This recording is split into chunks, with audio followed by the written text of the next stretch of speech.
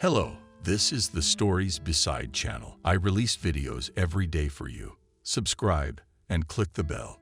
Seeing his wife wrapping half a meat pie in towels, Charles asked unhappily, "Who are you going to feed again?" "Oh, relax. I just wanted to give him a treat." Adriana cut him off and glared menacingly. "You should have left it to me instead of giving it to strangers. I'm going to put you on a starvation ration. You've lost your conscience. Do you know who this is for? And you'll still be like an old tractor. She shouldn't be living off us," Charles shrugged. "I'm gonna get my ear. I'm going to give you such a back rub that you'll be silky smooth in no time, won't you?" Adriana frightened him, so that he had no doubt about it. And she took 2 steps toward the stove. "All right, what's the matter with you?" "I'm just kidding. Go to your Cathys. But I'd still be careful about doing that. There's a reason people say she's cursed."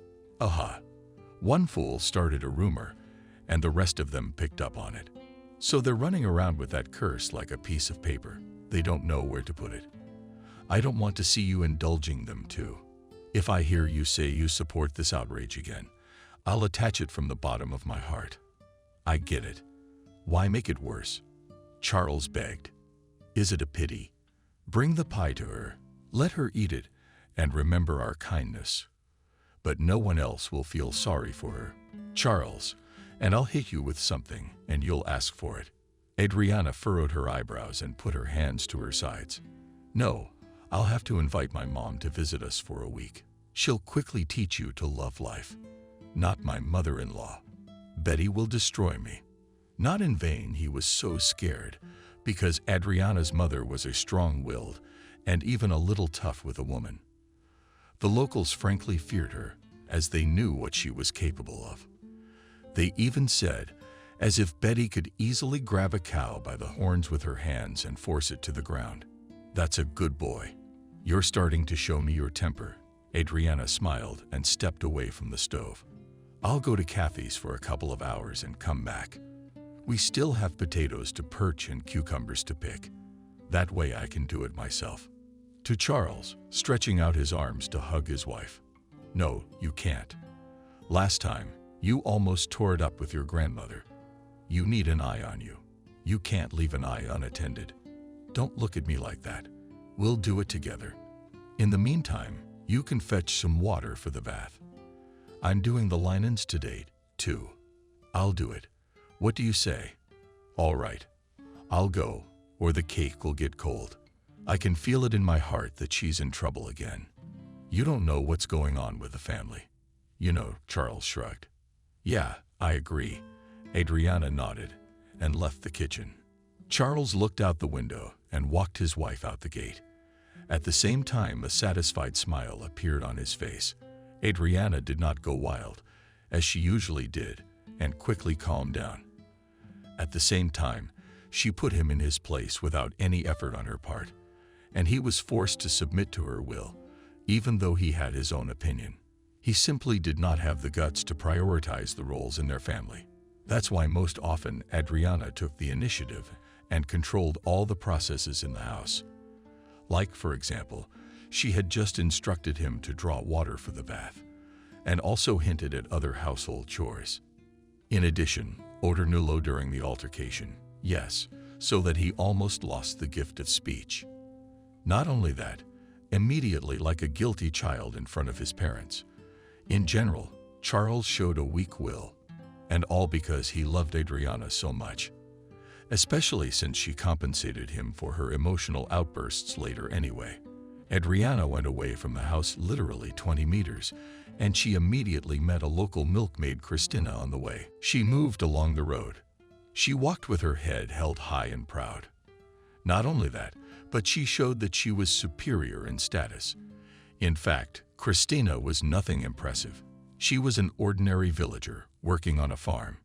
She lived with her alcoholic husband, James, with no children or prospects of ever having any. And not because her health didn't permit it. Just strong drinks negatively affected the male strength of the husband, and he was not able to give Christina a piece of maternal happiness. But she kept hoping that someday a miracle would happen and nature would reward her with a long-awaited child. But first of all, it was necessary to wean her husband from alcohol. However, James was not going to give up a bad habit. On the contrary, he is more and more often attached to the bottle, as if it magnetically attracted him to himself.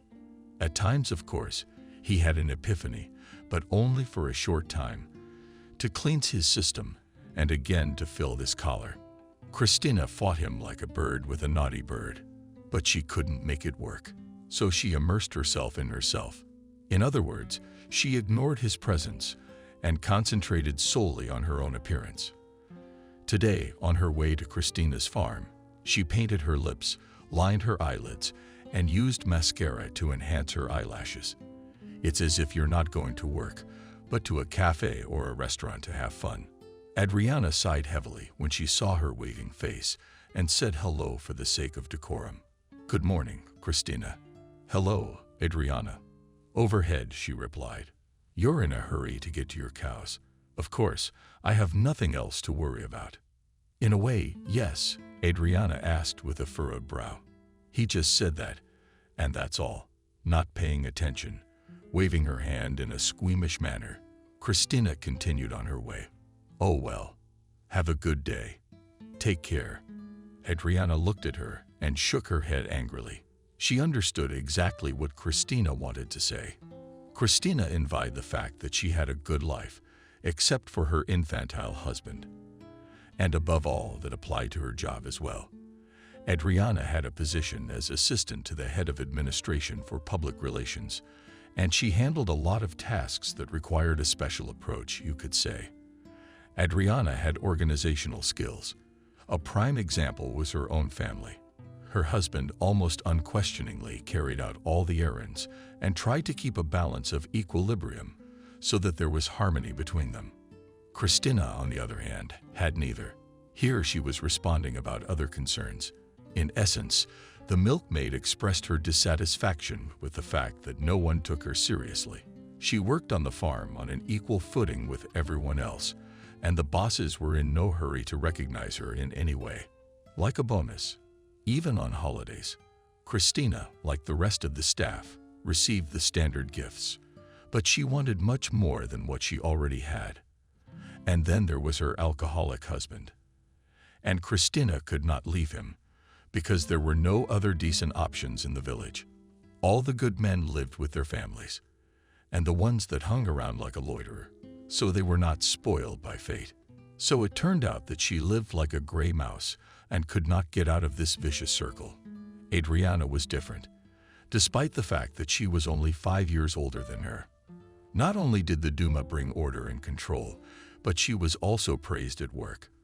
The head of the administration several times nominated for the award and always supported her candidacy because they believed that if a person showed perseverance and achieved the goals, he deserves the best praise. Not to say that the prize was worth a lot of money, but the very fact of its award gave confidence and raised a step higher in their own eyes. She turned to walk, so as not to meet anyone again. Adriana walked through the vegetable gardens and approached a familiar fence. It was where her friend Cathys lived with her husband Mason, an overbearing and arrogant man. Some even said that he had the traits of a despot, but in public he behaved with delicacy and friendliness. Looking around to make sure no one could see, either pushed aside the edges of the netting and squeezed in. About this Malaysia, she had only recently learned when she came to Cathys' house and wandered along the currant hedge. It was likely that the owners were aware of this back door, but were in no hurry to get rid of it. And that was to Adriana's advantage. She could get onto their property unnoticed. And given the way Cathys was viewed by a certain part of the population, the data was important.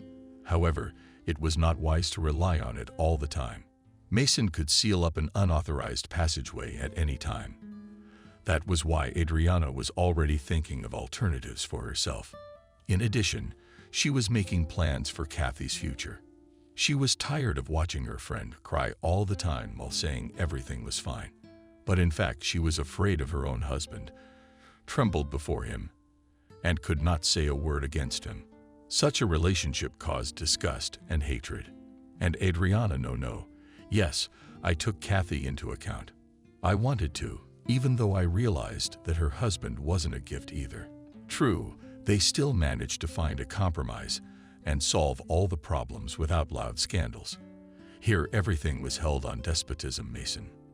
He did not tolerate to be carried and was not distinguished by special knowledge in terms of household management. Cathys did everything for him and did not even try to object. She was afraid Mason would throw her out on the street, and she had no one in the village to go to. So she gritted her teeth and carried all the chores around the house. She walked along the carrot beds. Adriana found herself in the backyard and immediately saw Cathys. She was hanging laundry and didn't even notice her appearance. "Hi, friend." She waved. "Oh, hi." Cathys smiled and replied. "You came in the back door again, and we can't get the fence fixed. Do you have a husband for that? Let him take the tools and hold it up. That's easy for you to say. And the other day I tried to object. You were looking for the fifth corner. I personally am not a gift either, but we still somehow find a common language," shrugged Adriana. "Yes, I am sometimes rude to him, but only for preventive purposes.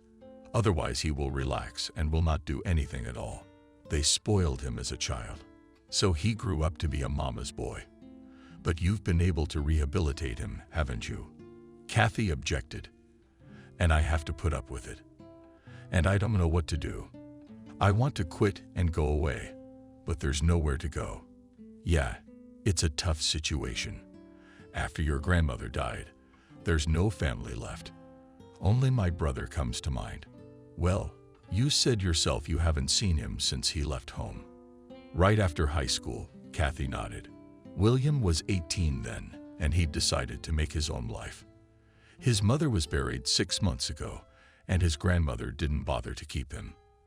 And he hadn't been around since," Adriana clarified, though she knew Cathys hadn't seen her brother for a long time. "No, it's been 15 years, and no sign of him. Like he's disappeared into thin air. It's like he never even existed. I don't even know what happened to him. Maybe he's living with someone or something. Let's not make any tragic assumptions. He didn't just leave home. He must have known where to go.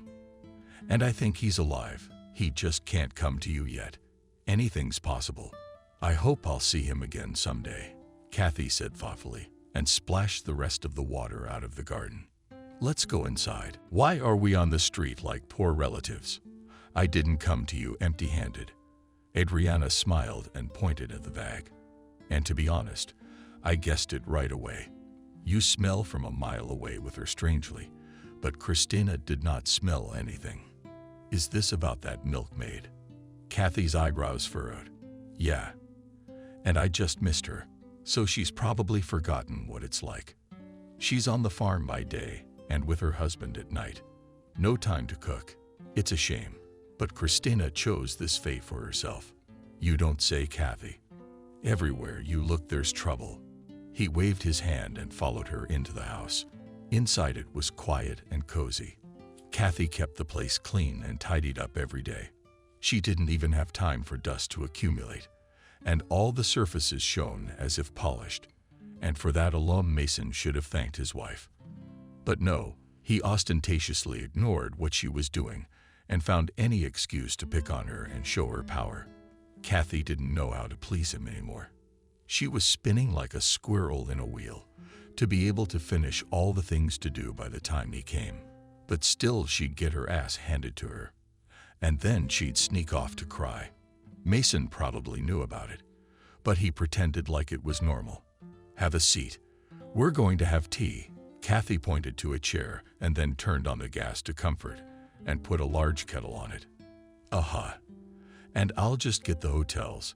Adriana winked and pulled a towel-wrapped cake out of the bag. "I could barely get it away from my husband. He looked at it so pitifully." "Did you leave him without a pie?" "No, there's still a few slices left. I'm not an abuser. I know he likes to eat, so he wouldn't be tempted to eat it all at once. I made him fetch water for the laundry. I'm surprised he listens to you." I wiped Cathys' shoulders and took clean plates out of the cupboard. "I'm a tough cookie. And if my mom comes over, it's a disaster. Adriana raised her index finger up and said menacingly, "Charles knows it well and doesn't get into a bottle." "Really? I don't go overboard either.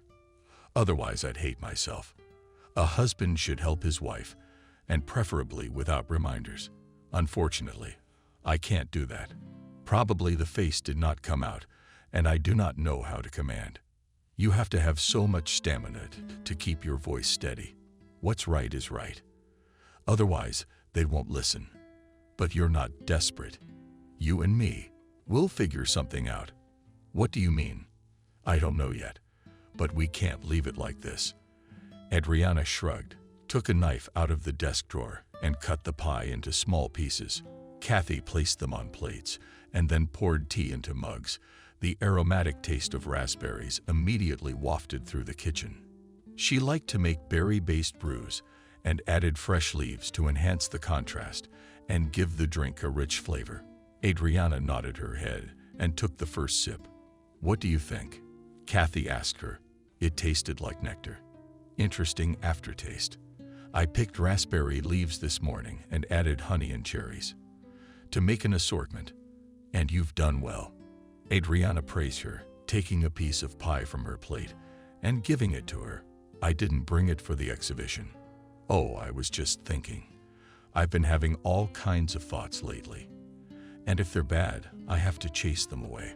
By the way, where's Mason?" "It's Saturday, and he's working a 5-day week. He went fishing. Up before dawn." Shrugged off Cathys along with some friend I've never seen before. "That's right. And then he starts bringing women into the house," Adriana said ironically. "And you're also going to speculate on where they came from. Doesn't hurt. I'm so sick. It's his house. I can't forbid it." There was an awkward pause, all because Adriana didn't know what argument to make. Cathys was really on a bird's license and could be out on the street at any moment. That's why it was absolutely inappropriate to make harsh statements and hasty decisions. It was necessary to proceed cautiously and preferably without attracting unnecessary attention. It meant that Mason should know nothing. After all, there was no telling how he would react to either frowning his brow and staring at a single point on the opposite wall. At this point, she was overcome with doubts about whether to suggest Cathys leave her husband or continue to be morally supportive. Both options required concrete steps and effort, and it wasn't a given that Cathys' life would improve markedly afterward. At least Adriana did not have a clear vision of her future either. She could not yet imagine her friend outside the walls of this house, especially since there were no prospects of living elsewhere. Mason seemed to have calculated everything in advance and manipulated his wife. But there was a limit to everything, and soon it came, and in the most unexpected way. And immediately after that, Cathys' further existence changed fundamentally. She stopped being afraid of the unknown and made what was a turning point in her fate. In addition, she threw off the hateful shackles that prevented her from breathing freely, and all these events happened with the help of Adriana. A friend found a way out of the situation and brought back the joy of life. Together, they still had a hard road ahead of them, but the first steps in that direction had been taken. And as the harsh reality showed, the desire to be free sold all visible and invisible obstacles. "Why didn't you go fishing with him?" "Are you laughing? This is a purely male occupation." Cathys waved her hand. "Besides, I can't look at a float for long." "So I did not mean that you also," Rybachenko corrected yourself. "Adriana, you could have just gone and had a vacation. I could have made them some soup too." "That's the point." "No, Mason will never agree to that. He doesn't think women should be in the company of men." "Aha. And he's allowed around women." "Oh, really? Everyone's equal at work. I hang out with men at the bakery too, and Mason doesn't resent it." "That's because everybody knows him. That's why they don't get under your skirt." Adriana replied snidely. "And if you were somebody else's wife, you'd hardly be able to fight them off. I'm not so pretty that men would stack up in front of me." Cathys shook her head. "But Mason appreciated your beauty and clung to you like a tick. I'm not exaggerating. because I knew what they said about Mason in the village. He bragged at every turn about his wife, that she was the best in the world. And everyone thought he was a good and caring family man. And the fact that they still hadn't been able to have kids, it didn't bother anyone at all. All in good time. That's how they reasoned. In fact, Cathys could have gotten pregnant and had a baby a long time ago.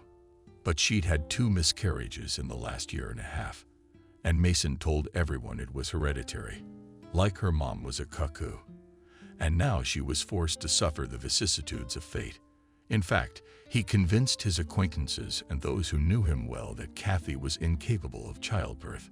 Fate had punished her for her mother's mistakes and denied them the opportunity to be loving parents. And what was interesting was that Mason had a calm demeanor about it. He didn't seem to be particularly upset by the prospect, and he was willing to live without children as long as he was near Cathys. But that was just a screen. Mason thus covered up his own despotism while remaining a decent man in the eyes of the people around him. And he was not at all concerned that the truth might sooner or later come to the surface.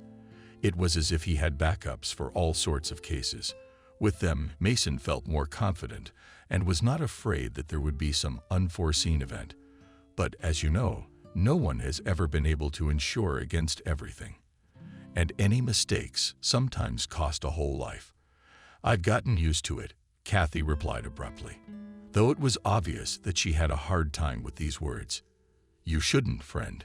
You can't dislike yourself like that. Adriana shook her head. If you're always in his way, you'll end up with no past and no future at all. I don't look back. I have nothing to brag about. And I won't be sorry if it disappears into oblivion. As for the future, I don't think I can change anything. That's what you think. You just have to make up your mind and not be afraid. By the way, how long is Mason going fishing? He won't be back until tomorrow, I take it. I'm not sure, Cathys said. They're supposed to have an important meeting there, so he'll be gone for at least a day or 2. That's just great. Adriana exclaimed. What do you mean? We can go to our club to dance and have some fun. You're just sitting at home alone. No, I can't. Mason will scold me. Somebody he knows will see me and report me. He'll come and make a scene. And I'm so tired of all this nervousness. Oh, come on, girl. You've let yourself go. You should get out of the house once in a while. I go to work and I have enough, objected Cathys, as if it was a big event for her to get to the bakery and back. Don't make my knees laugh. Adriana shook her head. It's only a 10-minute walk. You can't breathe the air in that time, and you can't breathe the air. All right, I'll give you that, but only for an hour at most. And mind you, I won't dance with anyone there. You don't have to. We can dance without a man. I'm not going to give myself a thrill either. Then why go there at all? It's just for the mood, to keep the sad thoughts out of my head. I might as well listen to music at home. Cathys shrugged, not drinking the rest of her tea. It's up to you. If you think you're up for it, come on over.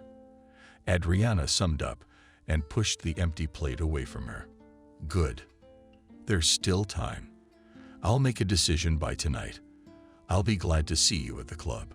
Charles and I will be there when it opens so we don't miss anything. Will you walk back the same way? Or through the wicket? Cathys asked with a smile. Through the gardens, so that no one would follow me, Adriana said with irony in her voice. All right, come on, I'll walk you out. Adriana got up from the table and headed for the exit. Cathys threw her handkerchief over her head and followed her out of the house. They were almost down the stairs when they heard the chirping of birds. She shuddered with surprise. Adriana stopped and listened. It seemed to her that someone came to the wicket. For about a minute she tried to pick up any sounds, but nothing else came from there but birdsong. She breathed out a sigh of relief. She looked at Cathys and whispered, I'm getting a little paranoid. I've got to stop with this conspiracy thing. I think so too. So the next time they came through the gate, they went out into the city, and Adriana took the same route to the back door in the fence. And if one didn't get close to it, It wasn't noticeable that it was holding on by fair means, pushing it aside. Adriana turned around, nodded to Cathys, and climbed out. Back home, she walked back through the vegetable gardens so she wouldn't accidentally run into anyone. As she did so, she thought about how her mindset was. After all, he might have been worried. But then, with a satisfied smile on his face, he left the house when Adriana opened the gate. "That was fast, and I thought you'd be here later. You shouldn't be left alone for too long," she waved. "Besides, the laundry's waiting. Potatoes, cucumbers. I have to get everything done by tonight." He's disappearing again. Charles' eyebrows furrowed, and the smile immediately fell off his face. "Let's go out together. And not just anywhere, but to the dance." "Oh, great. I love it in India. By the way, I've cleaned up the house so I can do laundry and other things." "Good for you. That's why I love you, because you're so smart." Adriana clung to her husband and kissed him gently on the lips. This display of affection showed that the harmony between them was still intact, and no strict rules could affect them. Even demanding with them did not discourage the desire to love each other. In other words, everything must be in moderation, without skewing in any direction, and they managed to balance on a certain line, beyond which they never went. Adriana knew what not to do in a family relationship under any circumstances, and she kept herself in line, even if there were reasons to take drastic action. The same was true of Charles. He also did not test her patience and tried to level all sharp points. From their family, they differed in that they did not humiliate each other and did not try to put themselves at the head of the line. True, Adriana puts much more effort to make the house comfortable and cozy, but at the same time, she did not get back at her husband and did not chase him around every corner and did not forbid him to do what he liked, but asked that it did not go beyond the bounds of decency. "I'm wearing a new suit tonight. How do I surround myself in the dance?" Charles smiled, and again he hugged his wife tightly. "Let me go, or you'll strangle her." She jumped out of his embrace and added, "I didn't tell you the main thing about the club. Maybe Cathys coming. Did you invite her, or was she just going to go?" Of course she'd never dare to go to the club alone again. She's got a strict ban on that now. She's on a fishing vacation. "You mean Mason, don't you?" clarified Charles, as if he didn't realize who he was talking about. "Yeah, well, she doesn't have any other inhibitions besides him." Shook her head, and now she doesn't know how he feels about it. "You know, like an owl watches his wife, and it is worth any man to look in her direction, as immediately scowls his eyebrows and glares, but cannot do anything." "Yeah, maybe. Especially since I'd never seen him in a fight," Charles shrugged. "Never had a chance to get into a fight with him. And the other men say he tries to avoid direct involvement in reading. If there's a way to settle it with words, why not?" Adriana offered her version. "That's the thing. Mason rarely even gets into altercations. He probably has his own way of dealing with things. And you, of course, know nothing about it." "No, darling, I don't go into such details." Charles shook his head. "I don't need them, especially since Mason and I seldom talk to each other. Only if we meet on the street somewhere." "Come on, I was just asking," she said, waving her hand and laughing loudly. "Are you sure Cathys won't regret it? I told her if she wanted to come, she could come." "And what did she say?" "She said she'd work something out before tonight." "I see. Perhaps she won't come." Leaving her husband to ponder, Adriana went to the bathhouse to start the laundry. Time-wise, she still had time before going to the club, but it was necessary to decide something about clothes and first of all to choose an appropriate outfit. Charles suggested a blue silk dress with a belt and original pleats on the sides. Adriana looked at the other options and finally chose the silk dress that her husband had suggested, especially since she hoped not only to dance, but also to create an aura of admiring female gazes around her. Charles calculated his chances and tried on the suit he was talking about, and it turned out that they complemented each other perfectly. From the outside, it looked as if they hadn't just returned from the registry office. Adriana twirled in front of the mirror and said quite loudly, "I am such a stunning woman." "You are." Charles nodded. "Do you really think so, or are you here?" She asked him flirtatiously. "My thoughts are all about how great you look." "All right then, I'll take your word for it. But look, if anything goes wrong, I'll leave you there alone." "What about Cathys?" Charles made a joke. "You'll dance with her." In the head, Adriana replied and pretended to be offended. "I'm sorry, it was a bad joke. I figured it was. So you can relax. Let's get the laundry hung up so it's dry before dark." In half an hour, they had scattered all the clothes from the laundry on the ropes. Adriana looked around at the result and nodded contentedly. "I had recently bought a new powder and decided to test its effectiveness, and it turned out that it justified itself 100%. At the same time, it did not take much for one wash. In general, it was concluded that it is suitable for further use." "It smells fresh," Charles said. "Yes, just what I needed." Adriana nodded her head. "This is the only detergent I'll use from now on. I don't have to add conditioner. Though I guess I can't do without it anyway." It was still 4 o'clock till evening, and during this time I had to do the rest of the things.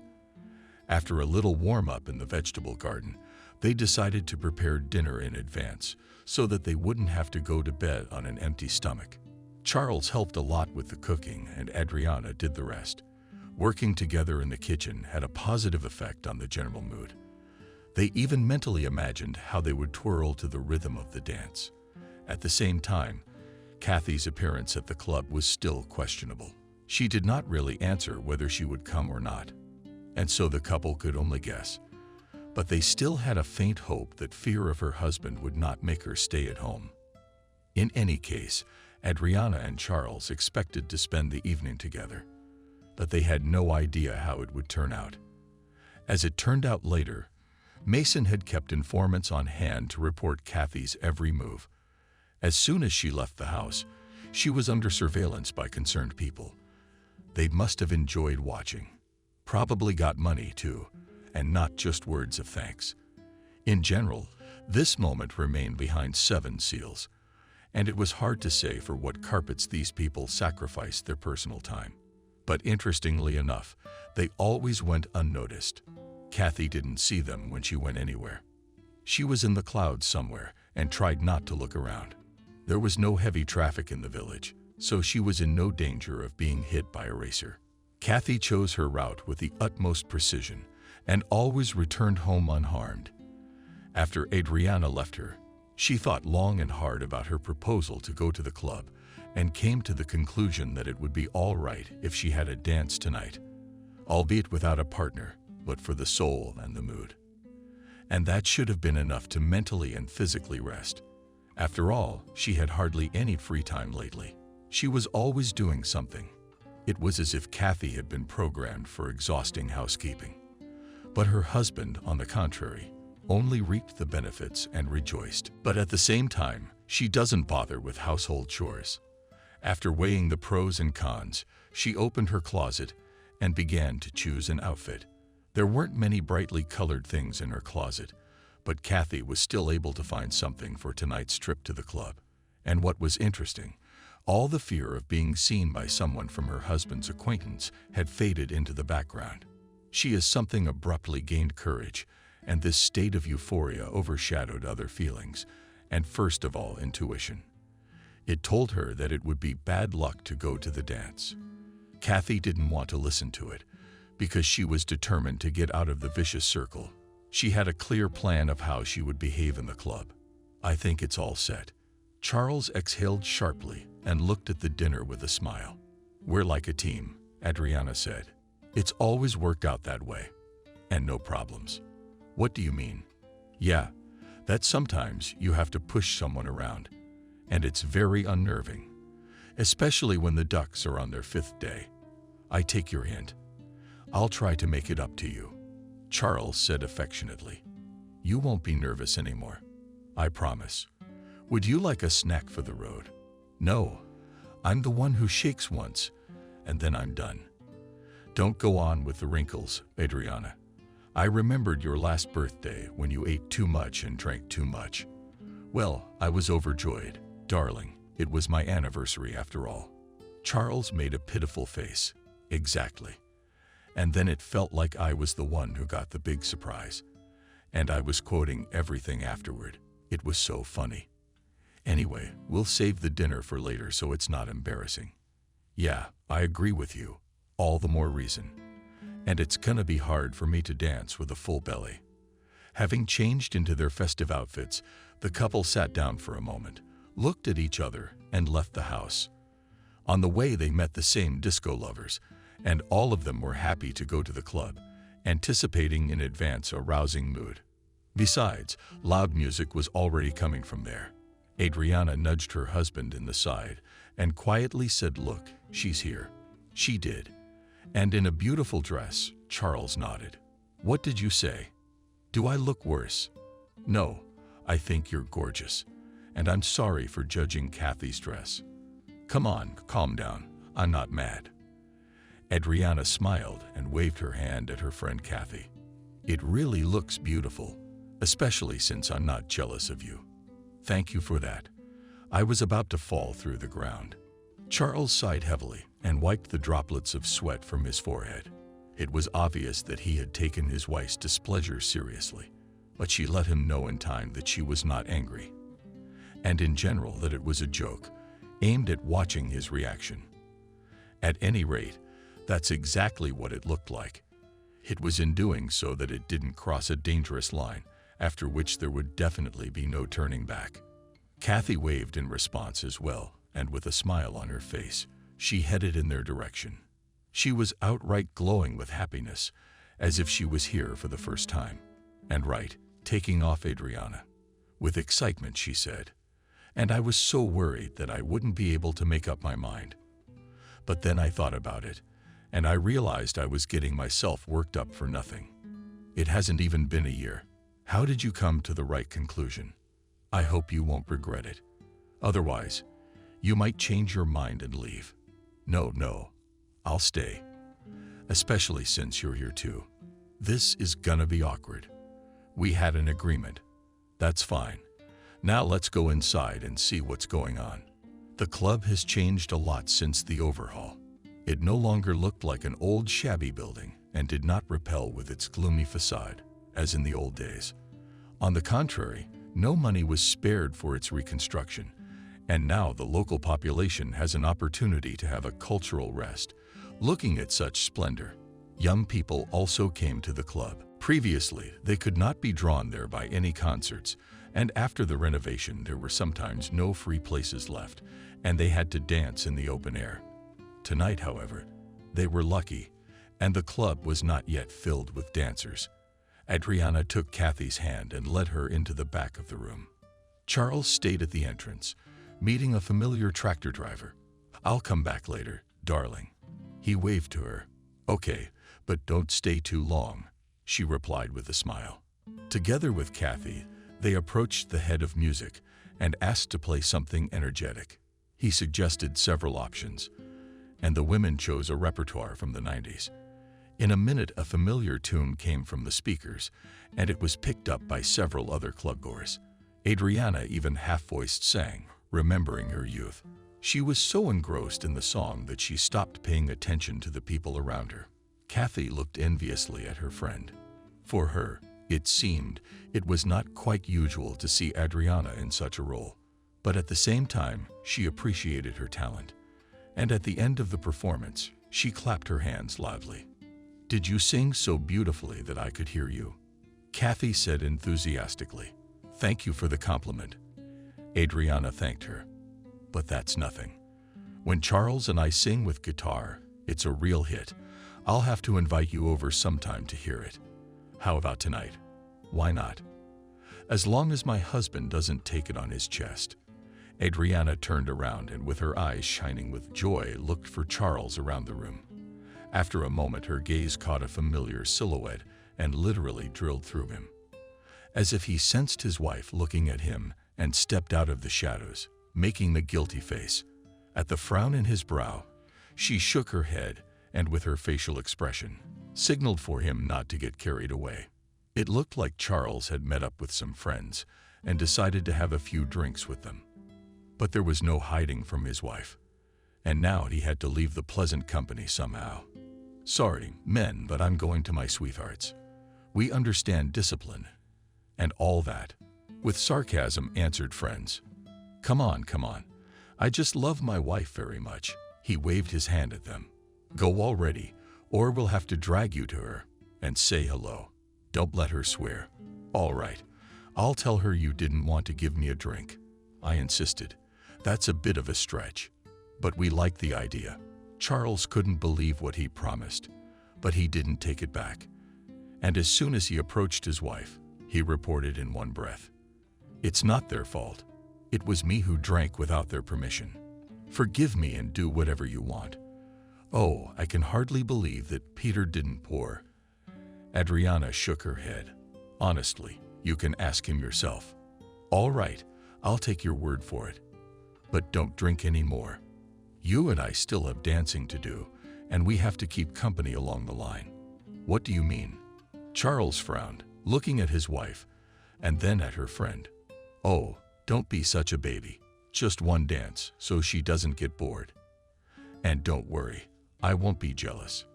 Cathys is like a sister to me. I don't see her any other way." "Don't, Adriana. There's plenty of Mason people around here." Cathys said no and waved her arms.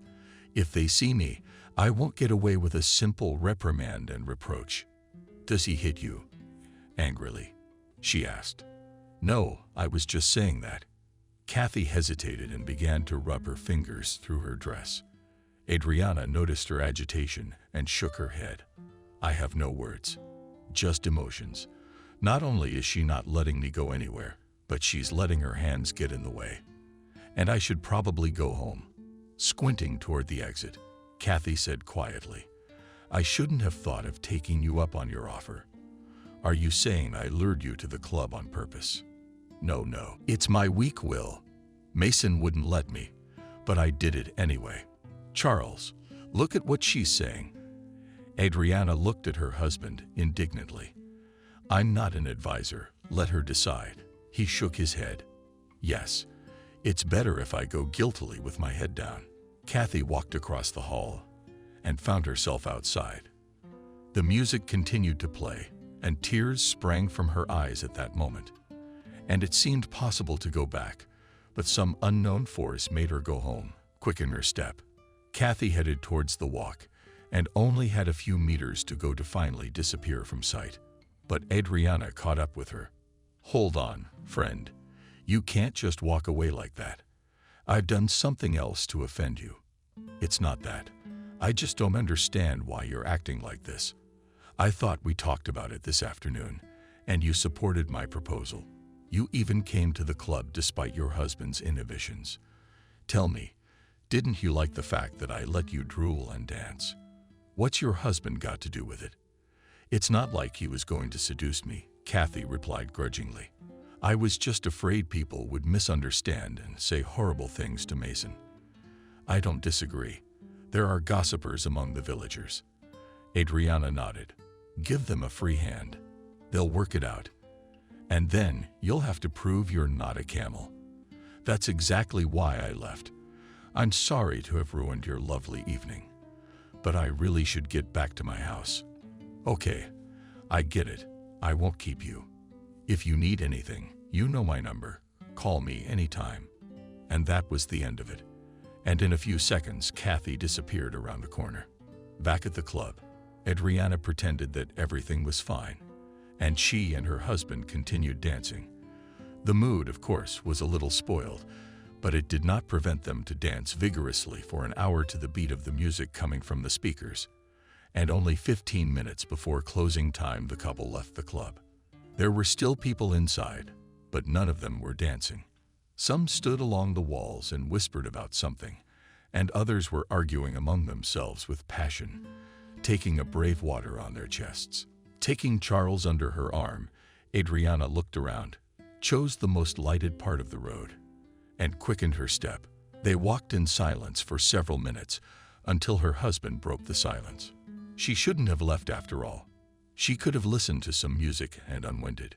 Now she'll think we set her up. Calm down. Cathys not the kind of man to make a big deal out of something. Adriana put him on the spot. So we have nothing to worry about. Charles tried to clarify. If you mean that Cathys will get angry and hate us, then nothing like that will happen. She won't make a tragedy out of it, but will draw the appropriate conclusions. All right. Well, I'll put it down to your arguments and reasoning. You're a problem solver. And I've seen that once again. And you are good at compliments. Adriana praised him. Keep it up. And who knows, maybe the day is not far off when I will be the calmest and kindest wife in the world. After this praise, Charles blossomed and walked the rest of the way home with his wife in his arms. She didn't mind. And he felt a thrill of delight and begged with pleasure. That's what the right and appropriate words meant. They warmed the soul and caused a response in the form of positive emotions. Once home, the couple did not even have dinner. Going to the club took almost all their strength. They only managed to change clothes, straighten the bed, and go to bed. Charles was asleep in about 15 minutes. Adriana couldn't sleep for another hour. She wondered how Cathys had gotten to her house and whether she was all right. I mean, my friend warned me that Mason's friends might have told him, and twisted it in their own way. It frightened Adriana and made her angry at the same time. She didn't understand how she could treat herself in such a way that even the most ordinary dancing in the club made her shiver with fear. Besides, a woman was entitled to a private vacation. Adriana mentally imagined how Cathys would report to her husband and ate a little bit of fat. Not exactly a pleasant picture surfaced before her eyes. Mason's face was red with hatred and her friend was in tears and showing signs of abuse. Putting her palms to her face, Adriana whispered what she was doing. At this point, Charles was studying, and she had to close her eyes. She lay on her back for a few more minutes before sleep finally took over her mind. However, thoughts of the showdown between Mason and Cathys transformed into a restless night. No nightmares plagued her, and she even woke up twice. Fortunately, her husband didn't see it, or else he would have tortured her with questions, and then would have forbidden to communicate with Cathys at all.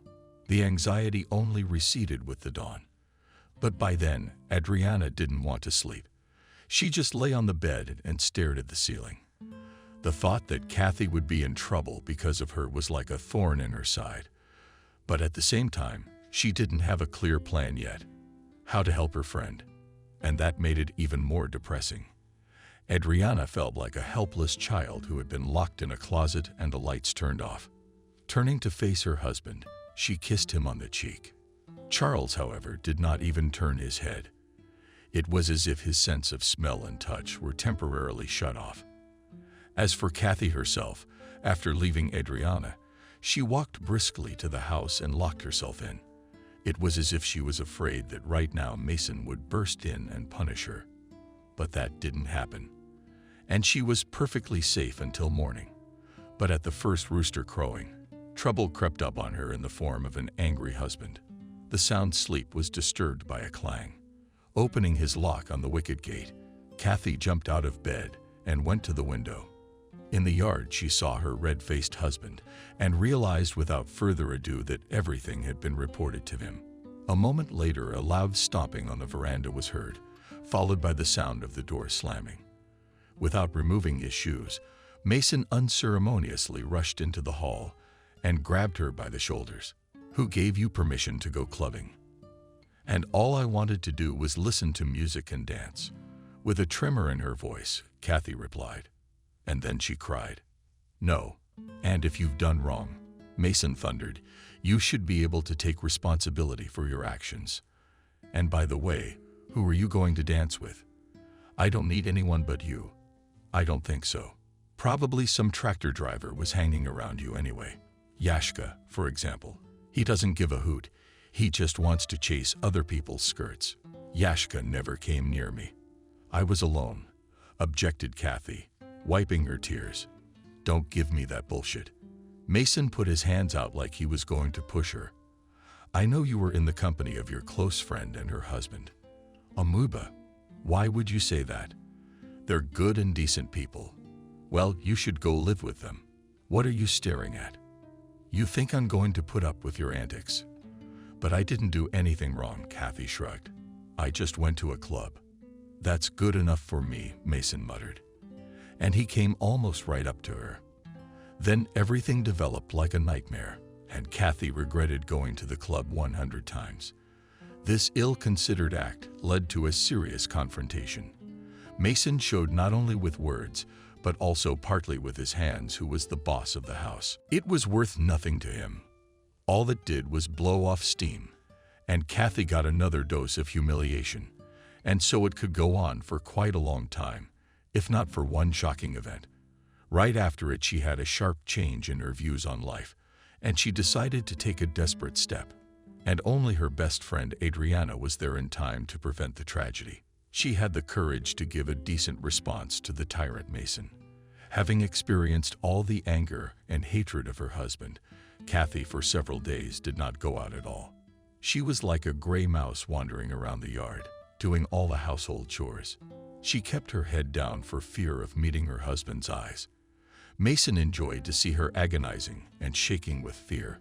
He was proud of his methods of upbringing and exulted in the unifying taste of victory over a woman.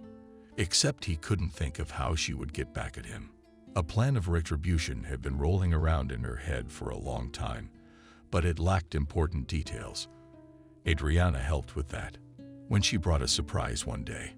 It was so unexpected that Cathys almost fainted and then cried for a long time, not believing her own eyes. She had never hoped that this would ever happen. However, fate decided to help her get rid of tyranny and threw the key in the form of one single person. At the same time, she had not called Adriana all these days, and this silence gave her a feeling of uneasiness. She woke up in the morning and roused her husband.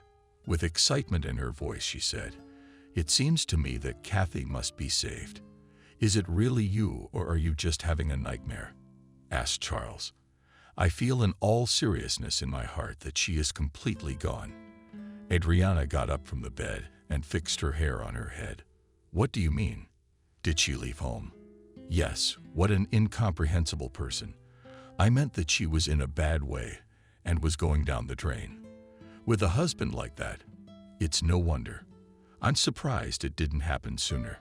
Charles had to stand up too, because it was uncomfortable to talk to his wife while looking down at her. "What do you suggest? Do you have any thoughts about it?" Adriana asked him. "Go in there with a showdown. Neither you nor I have the right. Mason can send him away, and he'll get away with it, especially since Cathys won't complain about him to the police. Then I'll do it myself, if she doesn't have the guts. It's best if you just meet her and talk to her. See how she's doing. Naturally nervous. I could see that at the time. I meant her appearance, as well as her hands, face, and feet," Charles added. "And if you notice any characteristic marks, you can go to Jacob, although he's not likely to get involved in family disputes." "Why is that?" Frowned his eyebrows. Adriana asked. "Yes, because he has a close relationship with Mason. You must have seen how his house has been transformed since the renovation. It's beautiful. The roof's been replaced, new windows put in. Little things like that." "That's right. And it's not all on his salary." Charles nodded and went into the kitchen to put the kettle on. "I can see why Cathys hasn't had a go at him yet." Adriana put her arm around her husband and rested her head on his shoulders. "I thought our policeman was the most honest man in the village, but he went down the path of bribery and crookedness here, and I didn't know it. I guessed remotely, but I didn't believe it until the last, especially since we don't talk to him that often. He even comes to the office just to say hello and show that he's working." "Of course he does. He's got reports to file," Charles shrugged. "That's why I don't know if he can. And would he want to help you? You'd have to fight with Mason and refuse his handouts." "Yeah, it's a bit of a stalemate," Adriana replied in a sad voice. "But we have to do something. Otherwise, Cathys will never get out of this vicious circle. It's important that she realizes the futility of living with Mason. Otherwise, It's like we're supposed to help her with good intentions, and then we're the ones who get screwed. That's not gonna happen. You don't have to worry. I'll find a way to make Mason respect Cathy. And if I have to, I will go to extreme measures. And that's when he'll know what an angry woman is. I'm already afraid, Charles smiled. You're in no danger, so you can relax. Adriana replied humorously and kissed him gently on the lips. Let's have breakfast, and I took a walk to Cathy. I can't wait to see her. Something like that. I'm gonna give her a pep talk. And then I'll go to the office. I've got 2 applications to send out to the region. Okay, then I'll fry some eggs and make sandwiches. Adriana nodded in response and began to tidy herself up in front of the mirror. Charles looked in her direction and fairly faltered his tongue. It was only in the morning when he woke up that he could see her lush hair in all its glory. The rest of the time, she either did her hair in pigtails or put it up in a ponytail. Noticing her husband's languid gaze, Adriana waved her hand and said, "Are you embarrassing me? I can't concentrate like this. I'm sorry. I was just admiring it." Charles turned back to the stove and killed the fire so the scrambled eggs wouldn't burn. 20 minutes later, everything was ready, and they sat down to breakfast. Adriana looked gorgeous. In spite of waking up so early, her face had no trace of her long lying on the pillow. On the contrary, it shone like a beauty salon and emphasized her beauty. Charles could not help but notice it and winked lovingly. Adriana reciprocated and put her hand on his shoulder. Her touch made him feel hot. Sweat dripped on his forehead, and his heart started to pump like a fiery motor. No matter what he said, his emotions and feelings were all over the place.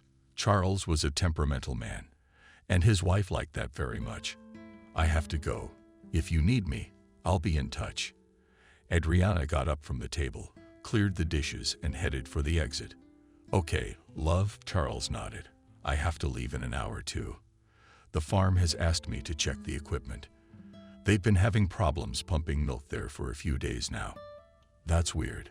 Christina didn't tell me anything about it. I saw her the other day, and she didn't say a word." "Who's to ask? Every day is like a new page in her life. She forgets about everything. Besides, she doesn't care about the equipment. She doesn't know anything about it. And if she can get away from work, she'll be all over the farm all day." "How do you know all this?" Adriana said thoughtfully. "Sometimes it seems to me that you have much more valuable information, and you keep it to yourself on purpose to present it at the most unexpected moment." "Maybe. And I don't deny it," Charles agreed. "But you still know everything that happens in our village. Nothing and no one gets past you. You're bound to notice. That's a very useful skill. Otherwise, I'd be under a lot of bullshit." "Yeah, I don't disagree with you there." "All right, I'll see you tonight, if you don't get home before then." Adriana waved goodbye and left the house. Charles looked out the window and followed her lovingly to the gate. When she stopped in front of the fence, she sighed heavily and shook her head. Her gloomy thoughts of Cathy seemed to have returned to her, and the good start of the day was replaced by grave reflections. Turning down the walk, she reached the end of the street and found herself in front of the village store, remembering what she wanted to buy. She walked briskly inside and faced her friend head-on. Cathy carried a black bag in her hand. She lowered her head low. Adriana blocked her path and said hello softly. "I haven't called in a while." "You're all right." "Hi, Viola," Cathy answered. "I just forgot. I had a lot on my plate. It's just been swirling around." "Wow. I never used to complain about memory problems. I still don't." "Yeah, I get it. My words turned out to be nothing to you." Adriana shook her head. "What makes you think that?" Cathy didn't hold back and raised her voice, raising her head and looking her straight in the face. Adriana flinched at what she saw. Her friend had circles under her eyes and with a yellow tint to them, and that told her that they had been fisted. Not violently, but it was still there. In addition, Cathy's face showed the loss of tears, as if she'd been sobbing all night, maybe for days. "I can't believe my eyes. This is just some kind of horror. Does he really have a heart of stone? I don't want to discuss my husband, and let's forget about what happened. It's better for everyone. Like my grandmother used to say, you know less, you sleep better. She was right, but in your case you can't keep silent. Adriana shook her head. What are you going to do? With concern in your voice, asked Cathys. Our police officer has been informed about it. But don't bring Jacob into this. He's got enough on his plate without me. And if you really want to help, just calm down and don't go anywhere. Are you serious? Yeah, absolutely. And I have nothing to complain about. It seemed that Mason had not only proven himself to be the boss of the house, but had also brainwashed his wife. Cathys was acting like she'd been hypnotized. Perhaps she'd made herself believe that she and her husband were completely idyllic, but it wasn't, and the faint bruises under her eyes were proof of that. Adriana looked at her and did not understand what could have happened to her friend. What had made her so docile? Had Mason used some special methods of influence? She didn't have an answer to that question yet, but inside she was seething with anger. Adriana had tried to go with Cathys to her house and beat her up. But at the last minute she refused and stepped under her arm. Okay, I won't keep you. I thought you were in a hurry. Yeah, I have to get home right away. And Mason's coming over for dinner. And I haven't cooked anything yet. As she left the store, Cathys lowered her head again, quickened her step, and within a minute was turning into the prologue. Adriana gave her a hard look, then went to the clerk and asked for a bottle of juice. She arrived at the office before the meeting started and prepared for it by checking the reports. The head of the administration gave her the first word, and Adriana read out the important information. The other officials responsible for various aspects of life in the village spoke immediately after her. All in all, the usual routine of village administration was going on, and nothing extraordinary was expected.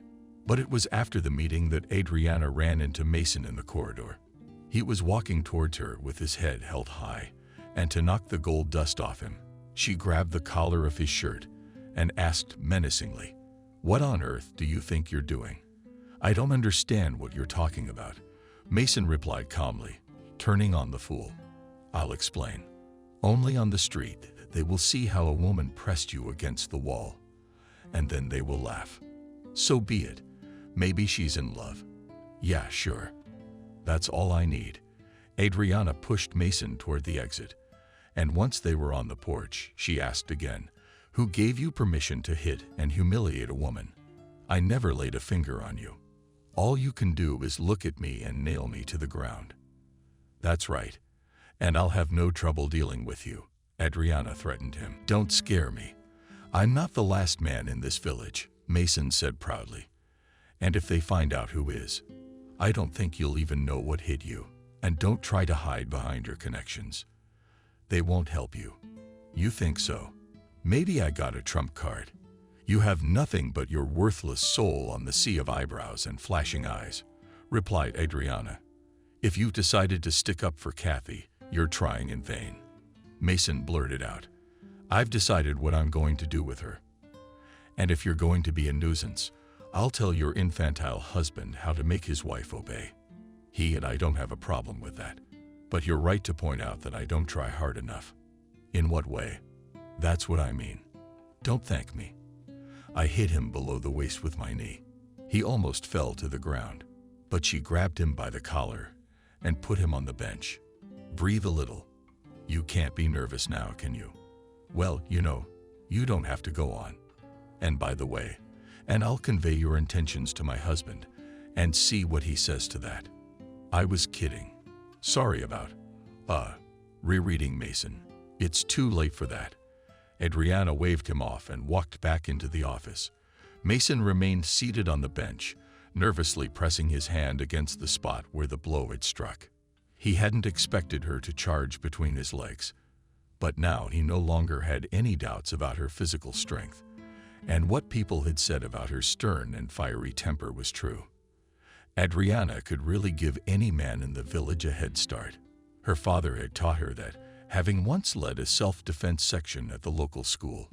Noah taught the younger generation to stand up for themselves. Adriana also went to his classes and soon beat the boy for tearing her notebook, and her father forbade her to use the skills she had learned on her peers. Not only that, refused further visits to the sections. But this did not prevent Adriana from continuing to practice Sambo. True, after her father's warning, she had to secretly go to the gym, and it was the best time of her life. She was happy about her own successes, and when she performed at the competition and took the second place, her father cried and said that with persistence and perseverance you are like me, and if you do not stop, you will achieve a lot in this life. Exactly 5 years ago, he passed away. He died of a heart attack, but not forever remembered these words, and never stopped trying to achieve her goals. For that she was praised and respected in the administration, and people like Mason also feared her. It all combined to give her the confidence that she was on the right track. Having finished the main business in the office, Adriana was already at home at 3 o'clock. Fortunately, her husband had returned by then. He had put off the equipment at the firm and received a good bonus for it, not putting it aside and not holding anything back. She told him about the incident that had occurred with Mason. The latter listened attentively and said angrily, "You were wrong to get involved, of course, but thanks for the warning. I'll take it into account, and I'll talk to him sometime without prying eyes." While you're thinking about it, Cathys might get hurt even more, Adriana objected. "All right, I'll go to him right now and find out," Charles suggested. "No, don't. He's had enough of me. I'll tell you what I suggest. We should find her brother and tell him everything." "Where are you gonna find him? You said he left home when he was 18. Those were Cathys' words. I didn't see it myself. Adriana shook her hands. "Exactly. So I don't think you're going to get anywhere," Charles shrugged. "Are you doubting me, or are you scared of Mason? You're going to say that I can stand up for you and me. You just don't see it. I see it all, my love, but it makes it so much easier for me to keep our family safe. I learned to fight in my time, and now I'm not afraid of anyone. What a fighting wife you are, aren't you?" Charles complimented her and hugged her gently. "Thank you.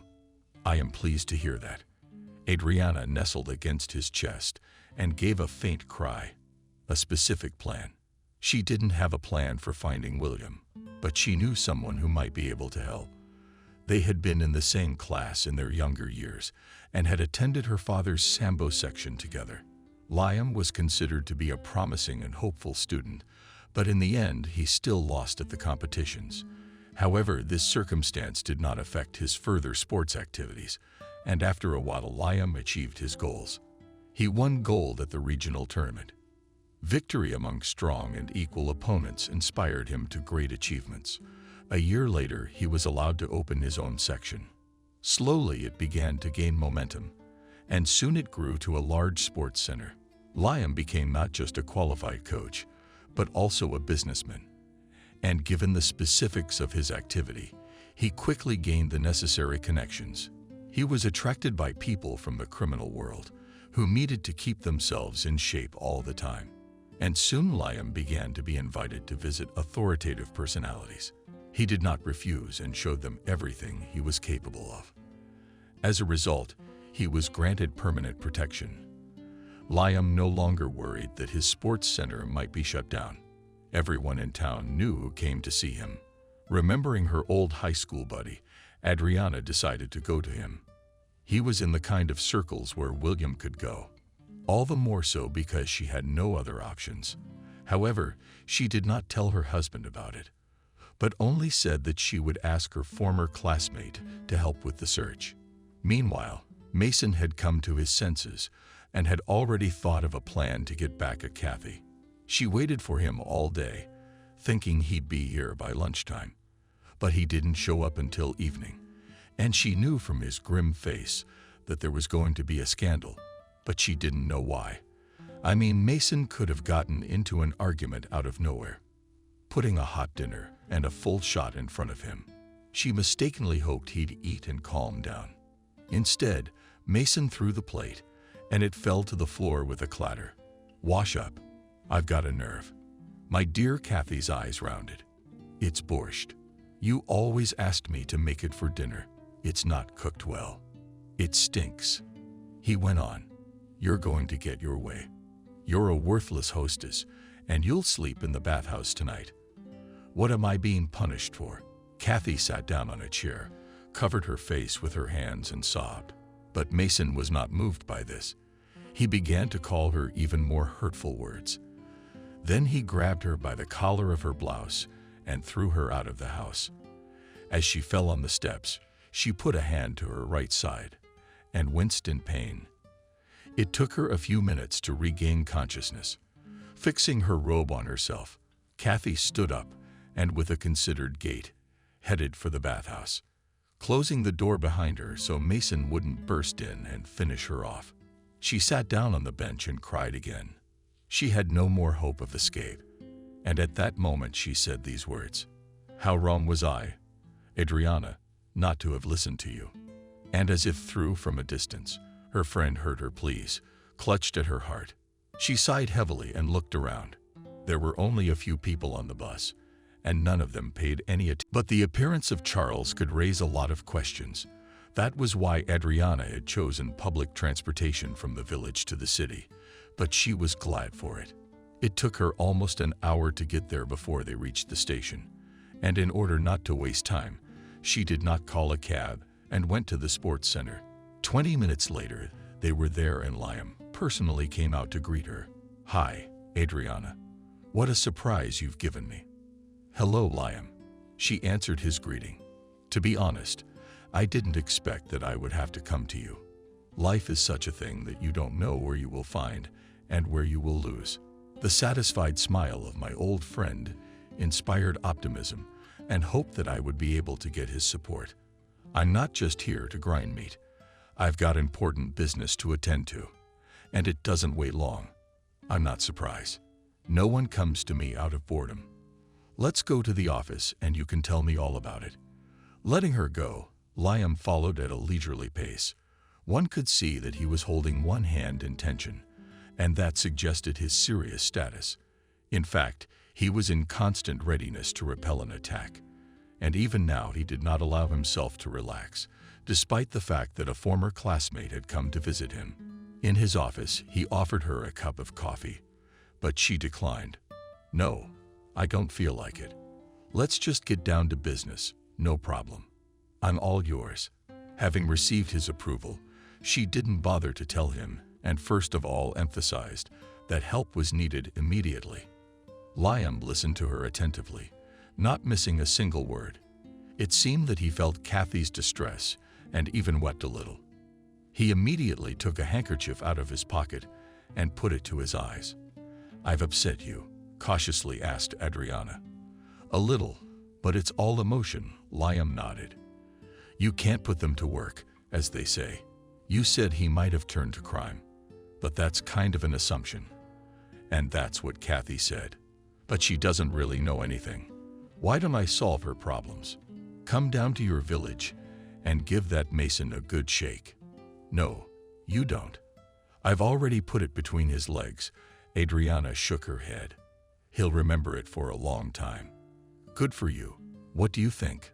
Liam complimented her. I'll do my best, but I can't promise anything. The most important thing is that you didn't refuse. To be honest, I was not sure of the success of my plan until the last moment. You know, it hurts me to see Cathys humiliate herself. She's been through enough. Her mother abandoned her, then her grandmother raised her. But after she died, distant relatives repossessed the house. She was left without a place to live at all. I'll pull up all my connections, I promise. But I will find my brother. I don't care if he's gone criminal or whatever. Not a needle in a haystack. Give me a few days, and I'll let you know what I find. Thank you, Liam. You've been a great help, putting your arm around his shoulders. She almost cried. Don't. You're a strong woman. He tried to calm her down. If you want, you can remember your younger days and stretch a little in the ring. What do you say? No, I think I'll pass. I'm past the time when I used to show my strength to the fullest. All I do now is chase parasites once in a while. Occasionally. Come on then. I'll show you how my archons train. Liam led her to the main hall, where besides the training machines there was a big ring. 2 wrestlers were sparring on it. Neither of them wanted to give in, so they gave their best. Adriana watched with excitement, and at some point nostalgia kicked in, but she was able to resist the temptation to spar as well. For about an hour, a former classmate gave her a tour, showing off the entire facility at the sports center. And not that he was bragging, but there was still a certain amount of pride. After all, it was all created by his hands, and Liam was glowing with happiness that he had managed to occupy such a high position in society. Adriana appreciated his way of life and hinted that sometimes she would come and try to show her skills in the ring. In the meantime, she had to pack for the return trip. Thanks again for agreeing to help. I never thought I'd come to you after all these years. I told you about the lost and found, so it's no surprise. Liam smiled. I'll be waiting for your call. Hopefully William will be found. I shrugged and got in the car. I'll get him out of the ground, but your friend will meet her brother soon. Liam kept his promise. Even though he had to raise all the representatives of crime, they, of course, were surprised that he suddenly needed to look for a stranger, but did not refuse to help, and in 3 days provided all the necessary information. It turned out that William and really connected his life with crime. True, he did not achieve a high status, but had certain preferences from influential people.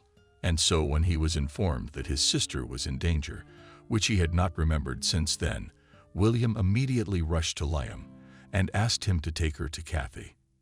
He agreed, but on a condition. You will do everything you can to make sure she doesn't suffer anymore. And I realize you had your reasons for leaving home. We won't discuss that now. The important thing is to save your sister as soon as possible. You'll work things out with her husband, but preferably in a non-criminal way. How? I don't know. Think. Liam shook his head. Take a couple of my guys and go to this village and talk to Mason and convince him that he's wrong. And that's no way to treat a wife. I understand, but I don't need your men. I can handle it, and you don't have to worry. He won't torture my sister anymore, William said angrily, clenching his fists. That's different. Do it. That same day, William set out to meet his sister, but in order not to get lost in the village, he first arrived at Adriana's house. She rounded her eyes when she saw him. I didn't realize you were as powerful as you are. What nature bestowed? He shrugged. Or Dad? I never knew him. My mom never told me anything about him. Will you show me where Cathys lives? Sure. That's why Liam found you at my request. Adriana nodded. You should have shown up sooner, shouldn't you? You knew your sister was alone. I'm sorry, but I had a good reason, and I can't give it to you right now. Well, that's your own business. I won't pry. Come on, let's go surprise Cathys. I can't wait to see her. William smiled. Charles was busy at the farm, so Adriana went alone to see him off with Cathys. William was silent the whole way. When they reached the house where his sister lived, he became nervous. But when he saw Cathys bruised and in tears, he had a plan of action. Without thinking, William dragged Mason out into the yard, especially since he was also in the house, and with the help of his legs he rolled him all the way to the vegetable garden. And at that moment his sister's hands were on his shoulders. Don't. Brother, let him live. Cathys cried, and at the same time rejoiced that fate had finally brought them together.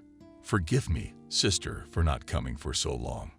William sobbed too, hugging her tightly by the shoulders. It's all right. I'm alive. And that's the most important thing. It's so nice to look at you.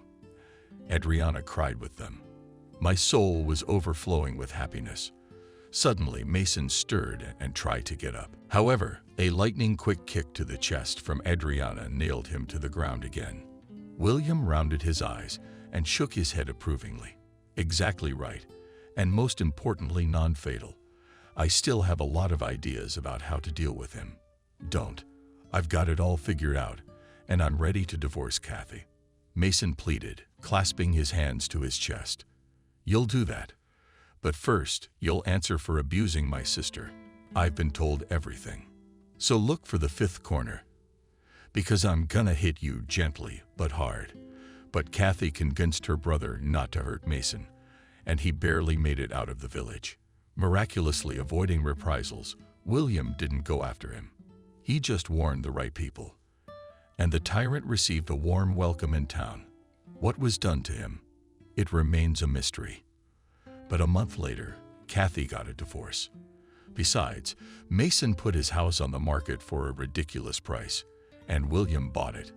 Now her sister was a full-fledged mistress in it, and soon it played with new colors. Cathy got rid of all the things that reminded her of her ex-husband and started a new life.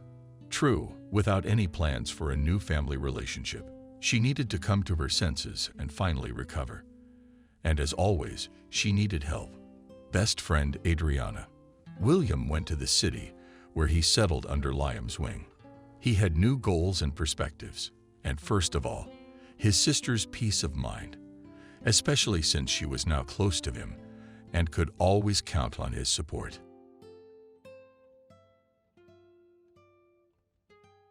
Subscribe and click the bell. Nancy left the school. Peter walked beside her, as usual. But why are you leaving today? No, I guess I can't. Clara said she had to weed the potatoes. Nancy sighed. Ever since her father had brought that woman into the house, Nancy's life had been a living hell. Clara had looked for gain everywhere, and of course she had found it. Father worked in town, a week there, a week at home. The week he was home was easier, of course. But when he was away, it started. The first thing, the stepmother decided to expand the vegetable garden and increase the number of livestock in the yard.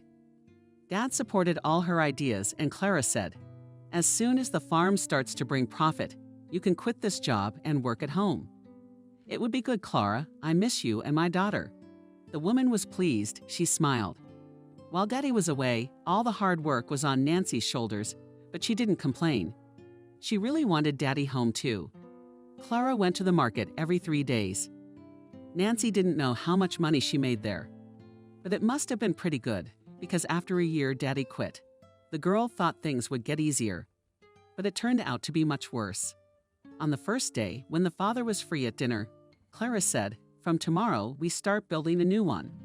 I've already ordered the material. Clara, why is this stable only 5 years old? Well, this one's not going anywhere. There'll be an extra one. Father just sighed. Lately, they had only numbers instead of love in their eyes. Then he built a stable and a barn and a chicken coop. But Nancy began to notice that her father smelled more and more of drink. And there was such sadness in his eyes. Clara shouted she could warm him with a broom, but he kept drinking milk. Very soon, all the hard work again fell on her shoulders because her father often could not do anything. The village grandmothers sighed. Such a man was ruined by his rubles, not a woman. Clara knew exactly what was being said about her. She argued and fought, almost throwing herself at everyone. Pretty soon, people in the village didn't even say hello to her, and she didn't care, to tell the truth. She didn't take anything from anyone. She earned everything herself. All the alkies and idlers, let them bite their elbows in silent envy. Peter, you're not going to win a gold medal anyway. Nancy waved her hand. Why do I need it, this gold medal? To put it in my room and admire it. You wanted to go to college, didn't you? Who's going to let me go to that institute? My father on his hands and knees? Every day on the farm is huge. She sighed. Peter looked at her in amazement. Nancy, what's wrong with you? You're out of your mind. You're the best in the whole school. You wanted to be. How could I? Nancy looked up at the sky. It's okay. I'll get over it. Most people do. They get married, have kids, take care of the household. It's a different time. Peter, leave me alone. It is better to tell your grandfather how normal limping and a little so good. Nancy smiled. A week ago, a terrible event shook the village. It had long been said that the wolves were coming too close to the village, they said. But it's no use. They had a forester. If you could catch him sober once a week. They hoped that nothing terrible would happen. They were wrong. One night, the wolves swarmed the neighbor's fence and tried to take the dog off the chain. The owner jumped out. Neighbors. And Peter's grandfather, who is 100 years old. One didn't hesitate. Immediately grabbed the barrel from the wall. Yes, also in the yard to grab who grabbed? But only age gave its own way. The grandfather got confused and swung at the wolf in his leg. It's good that it only hit the soft part. But the rumble scared the wolves too. As they say, it was both a laugh and a sin. The grandfathers treated the whole village. Peter had only his mother and grandfather, so there wasn't much wealth. Everyone carried something tasty or useful to Grandpa Nick, who sacrificed himself for the sake of the rescue. Only one family was left out, and that, of course, was Nancy's family. Clara immediately said, well, if a man is a fool, it's forever. There's nothing to jump around like a young man at that age. Papa was as usual under the influence, and Nancy wouldn't even try. She was never listened to at all. You told your grandfather to correct himself. Listen, Nancy, which field are you going to weed? The farthest one, the one behind the village. So let me come and help you. Don't, Peter. No need. Don't you have your own things to do? Nancy said she realized that Peter would come and help, and they could spend the saved time on the river. And it made her so happy. And it appeared that you were all with Peter and 3 horses. You'll be on the street in no time. If you were a person, you'd be a country bumpkin nobody needs. Wouldn't you look at normal people? Nancy didn't even pay attention. That's how her stepmother always greeted her.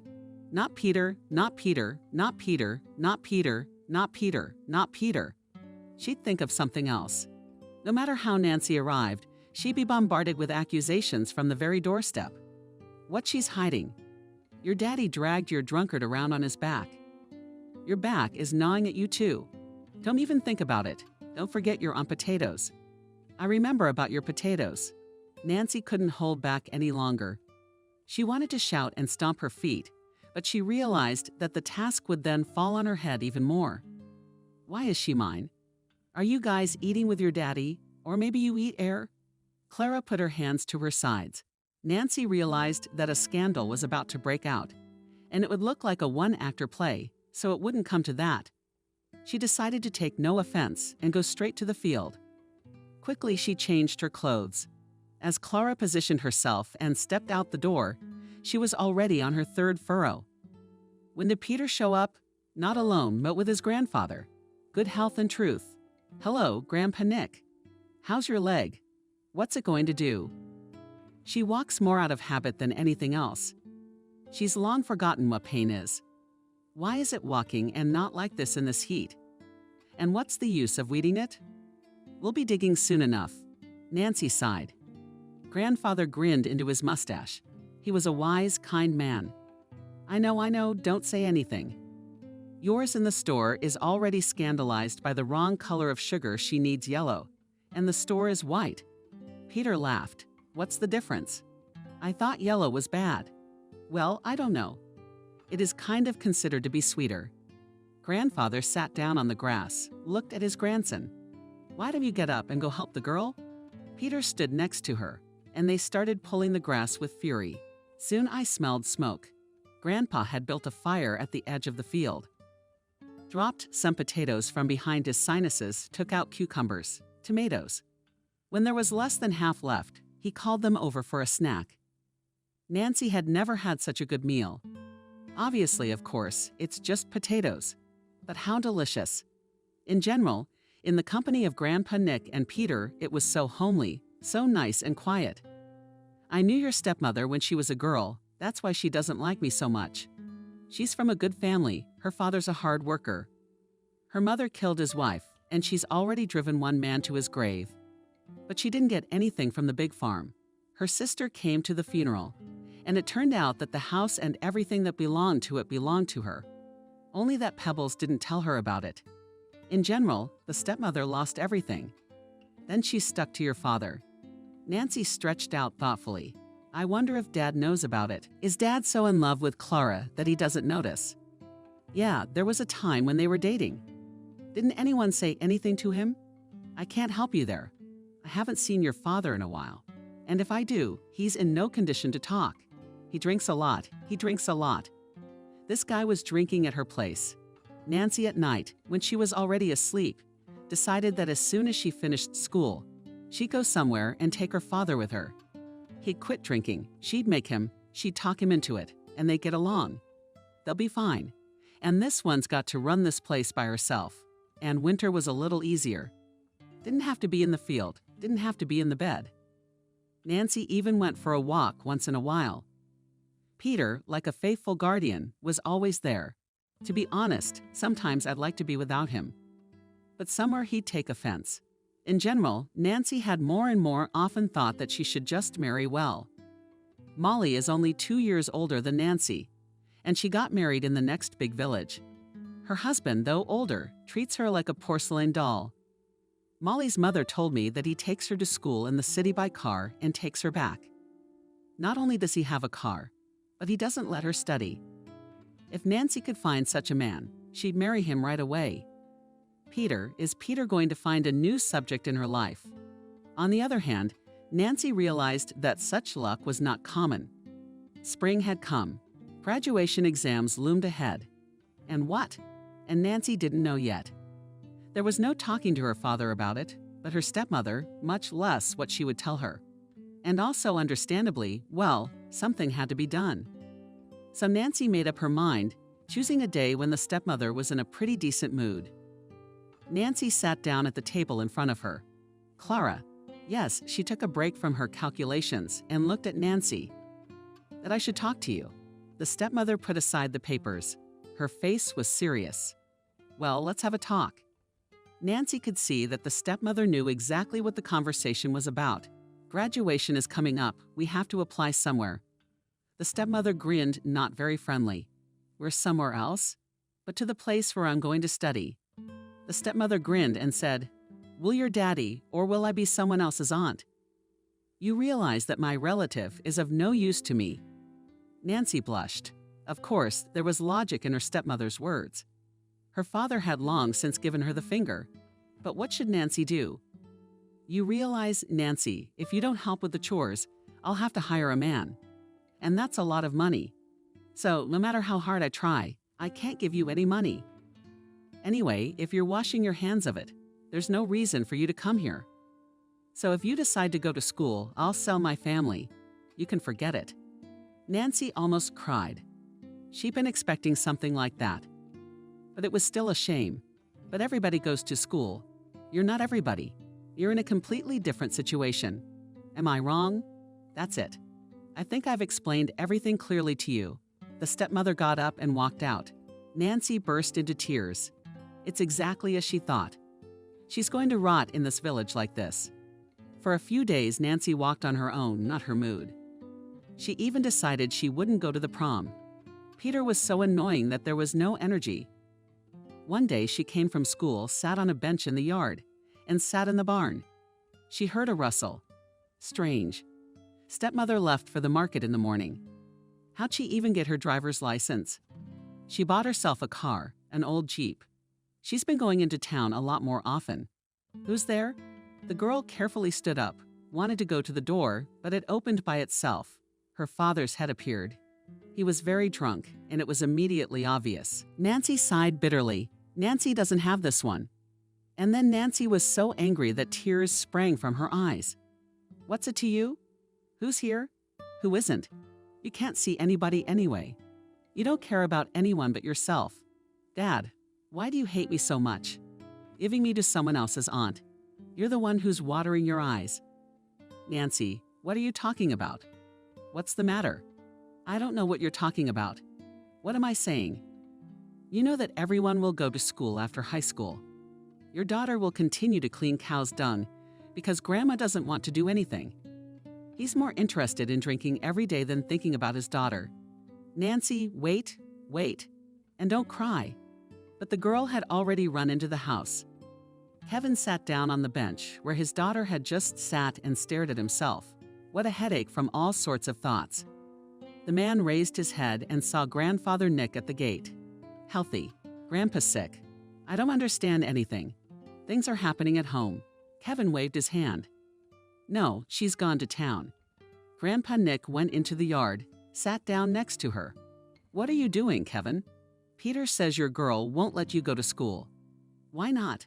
But it's not for 1 year. You have to support her. Don't we have money?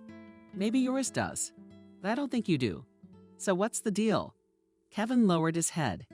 He'd been tempted to come out of the barn just now. Nancy had heard her father and Clara talking in the kitchen that evening, talking rather than yelling and arguing. It was very strange because in the last couple years, normally they hadn't communicated at all. The girl tried to listen, but she couldn't make out the words. Half an hour later, Clara stopped by. Nancy, an idea how about us? The girl came out at the table, sat her father. He was gloomy. Clara pointed to a chair. Sit down. Nancy sat down. She looked at her father in amazement. Apparently, he was sober. Nothing to say. Stepmother. Nancy, your daddy swears he won't take another drop in his mouth. And he says he'll work 3 jobs just to keep you in school. And I can agree to that. But on one condition, if your dad gets drunk once, you drop out of school. Nancy agreed to everything. She realized that the most important thing was to get out of here. Then she'd figure it out. Maybe get a job, maybe something else. Nancy was already dreaming of a very different life. She didn't really know what it was like to live in the city. And to be honest, she didn't know what she'd do there all day long. But she wanted it so badly. A few years went by. Nancy had just gotten her paramedic's diploma and was about to get a job. She had a young man she planned to marry in the future. True, he wasn't a star, but he was a city boy. And he had an apartment, but he lived with his mom. But that didn't frighten Nancy. She was determined to be a good daughter-in-law. She had little contact with her father and stepmother. She went to see them once every 6 months and tried to get away as soon as possible. Nancy, there's an emergency phone call for you. The door of the dorm room opened, and Nancy saw the janitor on the doorstep. It was strange. Usually she was very reluctant to have any of the residents on the phone. Nancy walked out of the room. First she walked, then she ran. The receiver was on the table. Hello. Hello, Nancy. It's Andrew. Yes, Andrew, I'm listening. Here's the thing. Well, Nancy's dead. Yours were going to the city. Something apparently happened to the car. They flew into the ditch. There's a tree there. You need to solve everything here. Nancy dropped the phone, then slowly settled on the floor. How come? How come? Someone handed her some water. Someone helped her into a chair. Nancy sat at the head of the table. Some of the neighbors gathered around the table. What grief is not old? He would have lived and lived. Yes, if he took a man to his senses. Even Garika began to restrain her, they said, and she somehow became calmer when he stopped drinking. A woman needs a real man, not a body. Nancy heard through the fog, but only one thing was going through her head. What to do now? When everyone had gone, Nancy began to wash the dishes. There was a knock at the door. Who was it? It was Peter. Nancy hadn't seen him in a long time. Probably the last time. How did he get into the army? Hello on the walls. Hello, Peter. I don't recognize you. And it was true. Peter had matured from a tall and gangly man to a sturdy, tall man. Peter, where are you from? Yes, I came to see my mother. She said you're here to drop by. Peter sat down at the table and looked around the kitchen. Well, it's you. I'm sorry for your loss. Thanks, Peter. She finished cleaning up, looked at him. Would you like a drink? Let's sit and remember Uncle Kolya. And his Clara, too. He was a man after all. Nancy put some sandwiches, a bottle, and a shot glass in front of him. Don't you have one for yourself? I don't drink. You can't drink. They're not strangers to you. Have a little drink and you'll feel better. I'm telling you. Nancy sighed and put down another shot. She tried it with the girls in the dorm, but it hadn't worked. Nancy, it didn't taste good. Nasty. You haven't smelled it. Drink as much as you can in one gulp and don't breathe. Pick a snack or some compote. Nancy did just that. The aftertaste wasn't great, of course, but it wasn't as bad as before. And after a few minutes, she felt her muscles relaxing, getting lighter. So let's do it again. Come on. Nancy woke up with a wild headache. She had absolutely no memory of going to bed last night. I turned my head and was amazed. Peter was sleeping next to me. Shit. What a funeral. She was out of her mind. The most frustrating thing was that she couldn't remember anything. Peter. He moved and turned to her. Nancy, but you're a fire. I tell you, you should drink more often. Peter, get out. Now before the village gets up and you what? I'm an adult. Go away. I'm begging you. Nancy didn't know what to say, so she blurted it out. I have a fiancé. Peter's eyes narrowed. A fiancé, you say? Why'd you jump into bed with me? Yeah, I'm the one who jumped into your bed. All right, I'll be right out. Peter got off in 2 seconds and walked out. Nancy cried. She didn't want to. She didn't want anything. After her childhood friend left, there was a lingering residue on her soul, as if she had wronged someone undeservedly. In the morning, Nancy went to the cemetery, sat on the fresh graves for a while. She cried, and on her way back, she saw Nick's grandfather. He was obviously waiting for her. Hello, Nancy.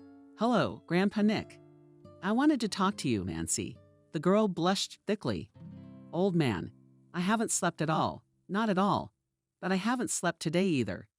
You know Peter is mine. I saw how he jumped out of your arms. He's going to town today. Mother's crying, and my heart's breaking too. He came here and promised to stay. What happened? Nancy. What could Nancy say to him? She thought that if she told him everything, all her dreams of the city, of city life, would come to an end. She loved the country, of course, but not so much that she couldn't even try to leave. And on the other hand, Peter, he had become such a city girl, her suitor was nowhere near him. Grandpa Nick, nothing happened. It was just sitting around. Nancy walked around the old man and down the path. She could feel his gaze burning her back, but she didn't turn around. 3 days later, she was leaving. She'd seen a glimpse of Peter still here, so she calmed down. Well, good, as much as she doesn't like him. And to connect her life with him she does not want. She knows him. Counting from diapers, what can be interesting in him?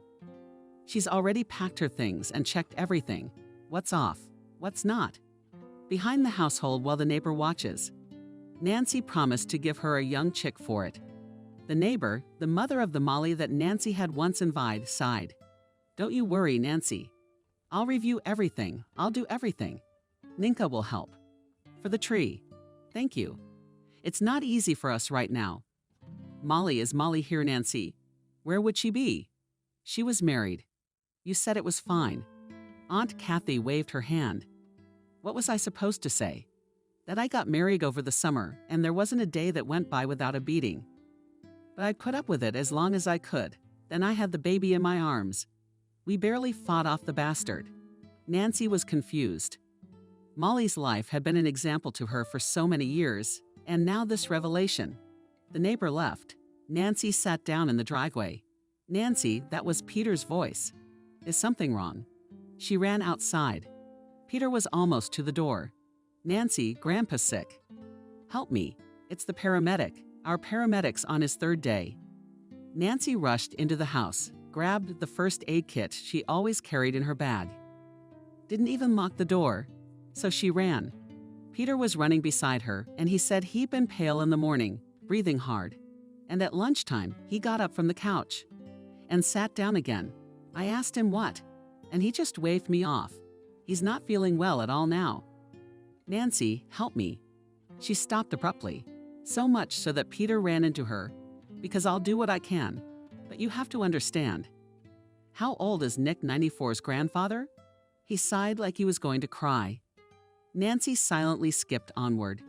Grandfather was very ill indeed. He was lying on the sofa and breathing with difficulty. Nancy immediately realized that he had a heart attack. She crouched down beside him and rummaged through the medicine cabinet. An hour later, he was feeling much better. Grandpa Nick, do you need to go to the hospital? I'm not going anywhere. That's all I need. I'll die at home. Grandpa said indignantly, What do you mean, die? Get those thoughts out of your head. Grandfather grinned, looked at his grandson. Do you think that at 94 life only begins? No, grandson. Everyone has his own destiny. And it's foolish to try to cheat fate. I've had a good life. Guys, everybody who's turning 70 has already cleaned up. Nancy and Peter went outside. Peter, I don't know what to do. To be honest, Grandpa Nick's condition is not good. He's not going to the hospital. I know my grandfather. Nancy looked at Peter, realized that he really cared about his grandfather. But you say the paramedic is drinking, and I have to go. Go. Peter wouldn't look at her. Peter, but I really need to go to my new job. No one's waiting for me. It's not like I'm holding you back, and I understand. Thanks for coming to see you off. Did Nancy shake her head? No, you don't have to. Go on then. There's a bus in an hour. Nancy walked down the street. After a minute, she turned around.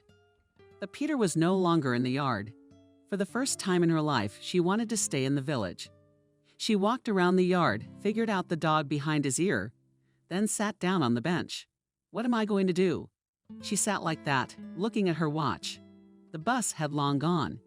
And what will she go tomorrow? Talk to Andrew, tell him what prospects in the village. And there's no problem with money here. What a farm she has. Nancy didn't know whether she was doing the right thing or not, but she had to decide something. She went to bed with a heavy heart. In the morning, she decided to go. What to do here? When the bus came and she got on, she saw Peter running to his house. Then he immediately closed his eyes again. Grandpa Nick had died. She learned about it from Sveta the girl. From their village I met by chance in town. Nancy tried not to blame herself. She understood perfectly well that Nick's grandfather would never get out. But she realized what Peter thought of her. A week later, she went to Andrew. Strange that he hadn't shown up in the meantime. His mom opened the door. Nancy hadn't seen her yet. And to be honest, she kind of scared her right off. Hello, Andrew's home. Who are you? Not Nancy. Nancy. The girl tried to smile. You shouldn't come here anymore, Nancy. Andrew met a nice city girl. Well-mannered. She was taken aback. What do you mean, met? He knew I was going to the funeral. But he knew what? Tell me what you can give to your family. You don't have a job yet. No parents to help now. Nancy even began to gasp for air at such accusations, then spoke out. Well, yes, I guess it's nothing you dream of, is it? But only if the house I've got is worth more than your apartment or the farm, for which I got a very large sum. But you don't care about that now, do you? Goodbye. She ran downstairs. Tears rolled from her eyes. The steps merged into one. That same day, Nancy threw all her things into a suitcase and left for the village. Yes, fuck it all. People live in the village, especially with her profession. In the evening, someone knocked quietly on the door. Yes, there was Andrew. Hello, Nancy. She threw herself on the back of a chair and looked at him with interest. God, what did she see in him? He was a skinny, long guy with glasses. Pale hands, pale forehead, sweating all the time. She's like her mom said, you're letting out a rich bride. Why would you do that? I just missed you. I missed you. That's good. I said some things to your mom in there. It's okay. My mom's not a very good character. You'll have to forgive her for not talking to her so nicely the whole time they knew each other. Nancy suddenly burst into tears. It's a shame. Is she so ugly that you can love her for her inheritance? Andrew, you see, what's the matter? Nancy looked at Andrew, who was sitting on her bed, and grinned. You're a very good man. Do I need you that much? I inherited a lot of debt. Andrew from the villages. What debts? Nancy's getting a little carried away. What kind of debts? Strange. That's strange. Andrew, it's nothing. I just remembered I have to go somewhere urgently. I'll meet you tomorrow. He quickly sneezed on those slits and vanished. There's no other name for it because Andrew never stonked. In fact, he looked more like a ghost. Nancy threw herself on the bed and burst into tears at what was wrong with her. What? She'd gotten a pretty good education, so she fell asleep and thought. In the morning, I packed all my things. She got on the bus. She went out and looked around. But isn't it beautiful? At the edge of the village, construction was boiling. She heard they were building a new club. It will be called the House of Culture. You can live anywhere, and the saying, where you're born, there you are.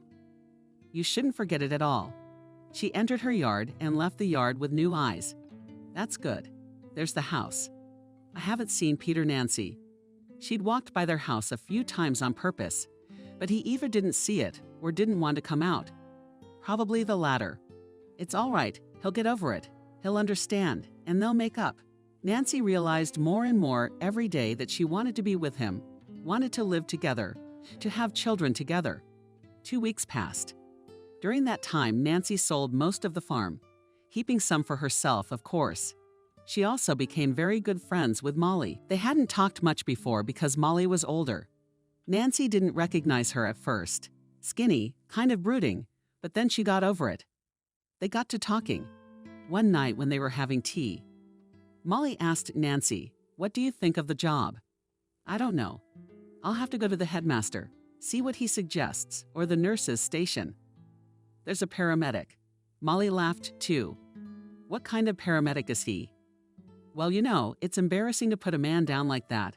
Stop thinking about people. They're alcoholics about it." All night Nancy thought about it. It's true, nobody thinks about her. Why should she? Especially since Molly's right not to. In the morning, she picked up her papers and headed for the office. Andrew used to be called chairman, but now he's a director. What difference does it make, really? He was the one who dealt with all matters in the village. "Oh, Nancy, they told me you were back, and I thought it was for good. Or is it business?" "Business, Andrew. It's about the principal's job. Rubbing my hands together. So you're back for good, not running away." "Yeah, it's not in the plans yet." He looked at her real hard. "See, I'm gonna hire you now. You later. Come on, Andrew. I'm not 18, I said I'll be here."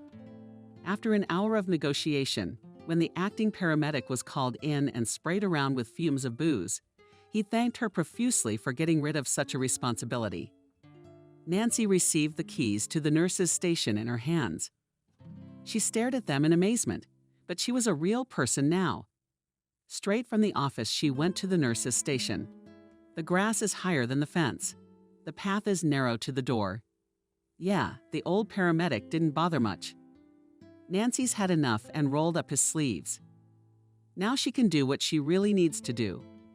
No one showed up at the nurse's station. At least 2 weeks. Dust lay everywhere. The few instruments that had been messed with piled on a table. An hour or two later, the door opened and Nancy heard Molly's voice. "Nancy, are you here?" Nancy looked out here. "Where else would I be?" Molly laughed. "Oh, I can't. Have you seen yourself?" Nancy wiped the streaks on her cheek, fixed her hair, which immediately jumped back into free flight. "Come on, neighbor, help me out instead of laughing. It's a two-handed job." The work went faster. By evening, the insides of the medical center were shining and glistening. They walked out. Nancy sighed tiredly. "I'll have to put all this beauty out tomorrow myself. Listen, ask your mother if you can plant any more flowers now." "I will. We'll have to ask the men to mow." "I don't want to ask anyone myself." In the morning, Nancy got up early, gave her a cow, put her out in the herd. She was immediately surrounded by the village women. "Nancy, is it true you are a paramedic now?" She smiled. "Isn't it true? And that every day you will work and even come like that." Today she put on more orders. "And from tomorrow, you're welcome. Just think, just a little while ago you were a girl running around, and now you're a doctor. It's crazy." Nancy, it was nice to hear all that.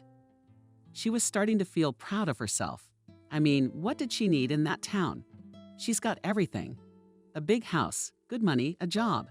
And if she works hard, she'll get a lot of respect.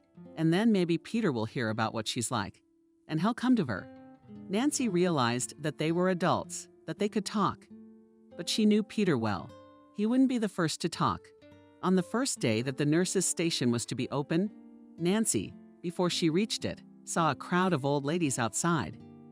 She realized perfectly well that today she would have an exam. There was no other way to call it. And of course, everyone got sick all at once. Molly, who was walking next to her, she was taking her daughter to kindergarten when she whistled. "Well, friend, you can't get it all sorted out by tomorrow." Nancy smiled. "It's okay, I can handle it." By lunchtime, the line had visibly settled down. Nancy could feel her stomach rumbling. Her patient heard it. "When did the appointment end?" She came out and said, "Taxi." Our doctor's tummy's already rumbling. Give me some tea at least, girls. Everyone agreed without complaint, for which Nancy was very grateful to him. Half an hour later, she looked out into the corridor a little more rested and cheerful. Who was next for health? By evening, all the old ladies went home satisfied. The director dropped by and asked if he needed anything. Nancy, with a nice smile, handed him the list and added that it was very urgent. The principal looked perplexed at the double sheet, which had been and written off on all sides. What is all this stuff anyway? Yup, everything, nothing could be left out. He scratched the back of his head. Didn't I overreact by putting you in Peter's place? Nancy remained silent. Andrew sighed and walked out. She never saw Peter again. Then Molly told her he was working on some city job, felling timber into plots.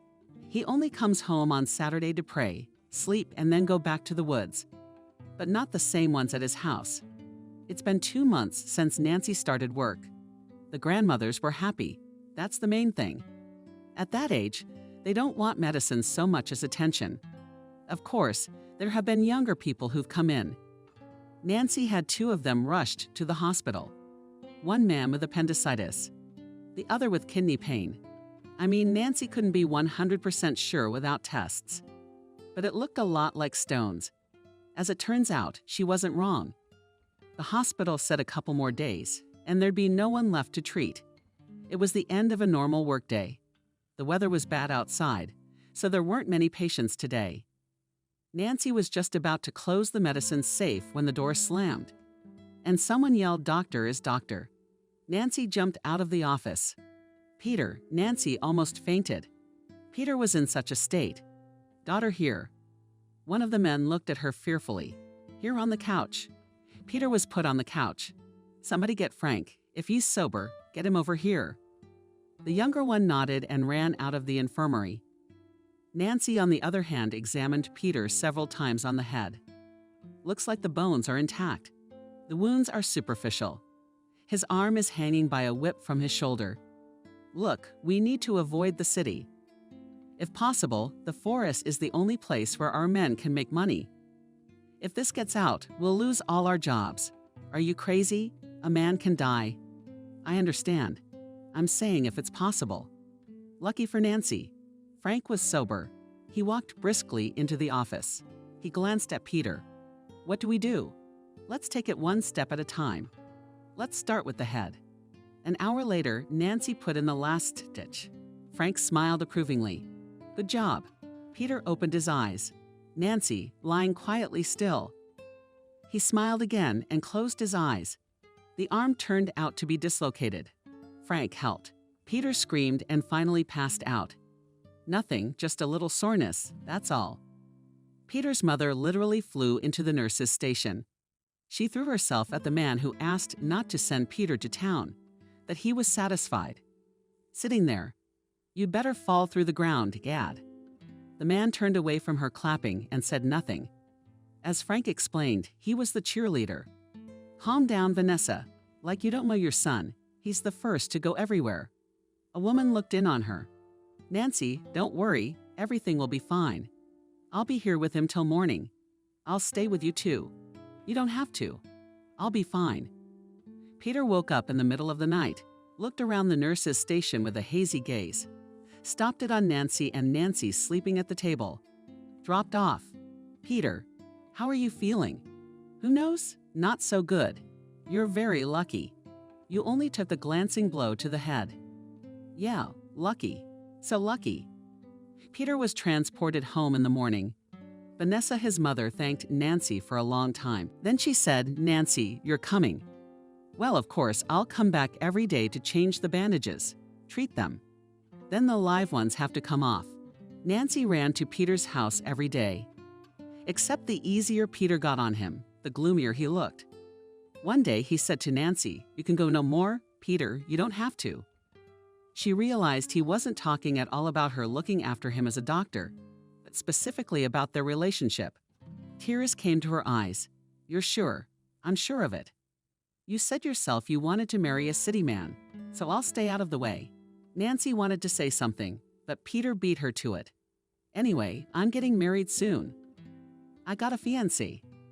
Nancy ran out of the house like a scalded man. All the way home, she ran and cried. She calmed down a little at home. It's just Peter freaking out. Anyone would freak out if they were him. Well, he'll calm down a little, and then they'll talk. Time passed. Peter didn't make any moves. Then she found out he'd gone into the woods again. Nancy was furious. Oh yeah, to hell with you. William's been after her for a long time. The boy from the neighboring village. She'll get Peter. A day later, William showed up with a chocolate bar. He sat in silence. Then he said tomorrow's a day off to the club. Some artists are coming. Why don't we go? He said he was hopelessly sure he'd be turned down. Shall we go? William jumped, didn't he? I'll pick you up at 6 o'clock tomorrow. All right then. Nancy felt absolutely nothing for William, not disgust, not sympathy.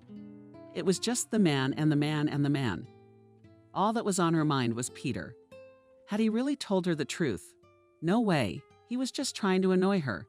Nancy was sure of it. It was all right, Peter. She could be angry too. Of course, she knew perfectly well that it was all a kindergarten, but she couldn't help it.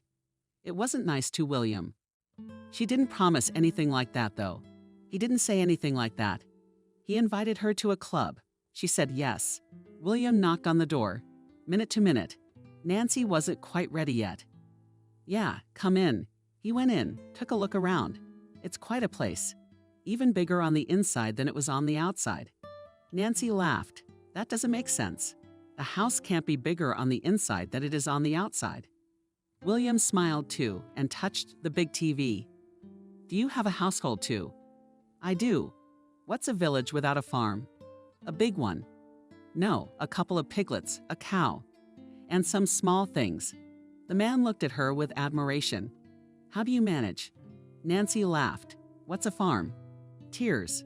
We used to have a farm. You could drag your feet. You probably know that yourself. Know how. Are you sure? You're not from our village. William sighed. I am. My mom managed to give birth to me. 4 houses left. No road. So we'd sell the house and move somewhere closer. The man laughed. Who needs it in that remote area? It's almost 7 kilometers to work.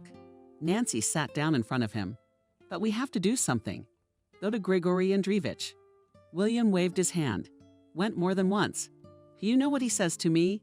He says that in my family there is only one worker. It's not profitable to give a house. It's better to give a house to a family with several workers and children. Nancy shook her head. On the one hand, the director could be understood. But on the other hand, what should people do? Half an hour later, they walked towards the club. The crowd was apparently invisible. People from all the neighboring villages came to see the town's artists. She saw Peter. Her heart clenched, and Peter noticed her and immediately disappeared.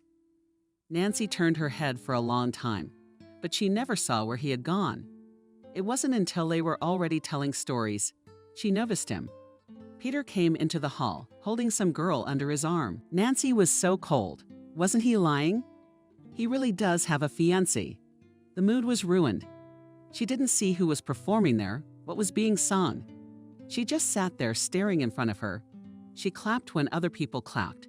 After the concert, there was dancing. She saw Peter dancing with the same girl. There was only one thought in her head. She had to talk to him. Tell him they are both wrong. Peter pressed the girl very tightly against him, and she cried out. And then Nancy laughed, even felt sick. She grabbed William by the arm and dragged him to the dance floor.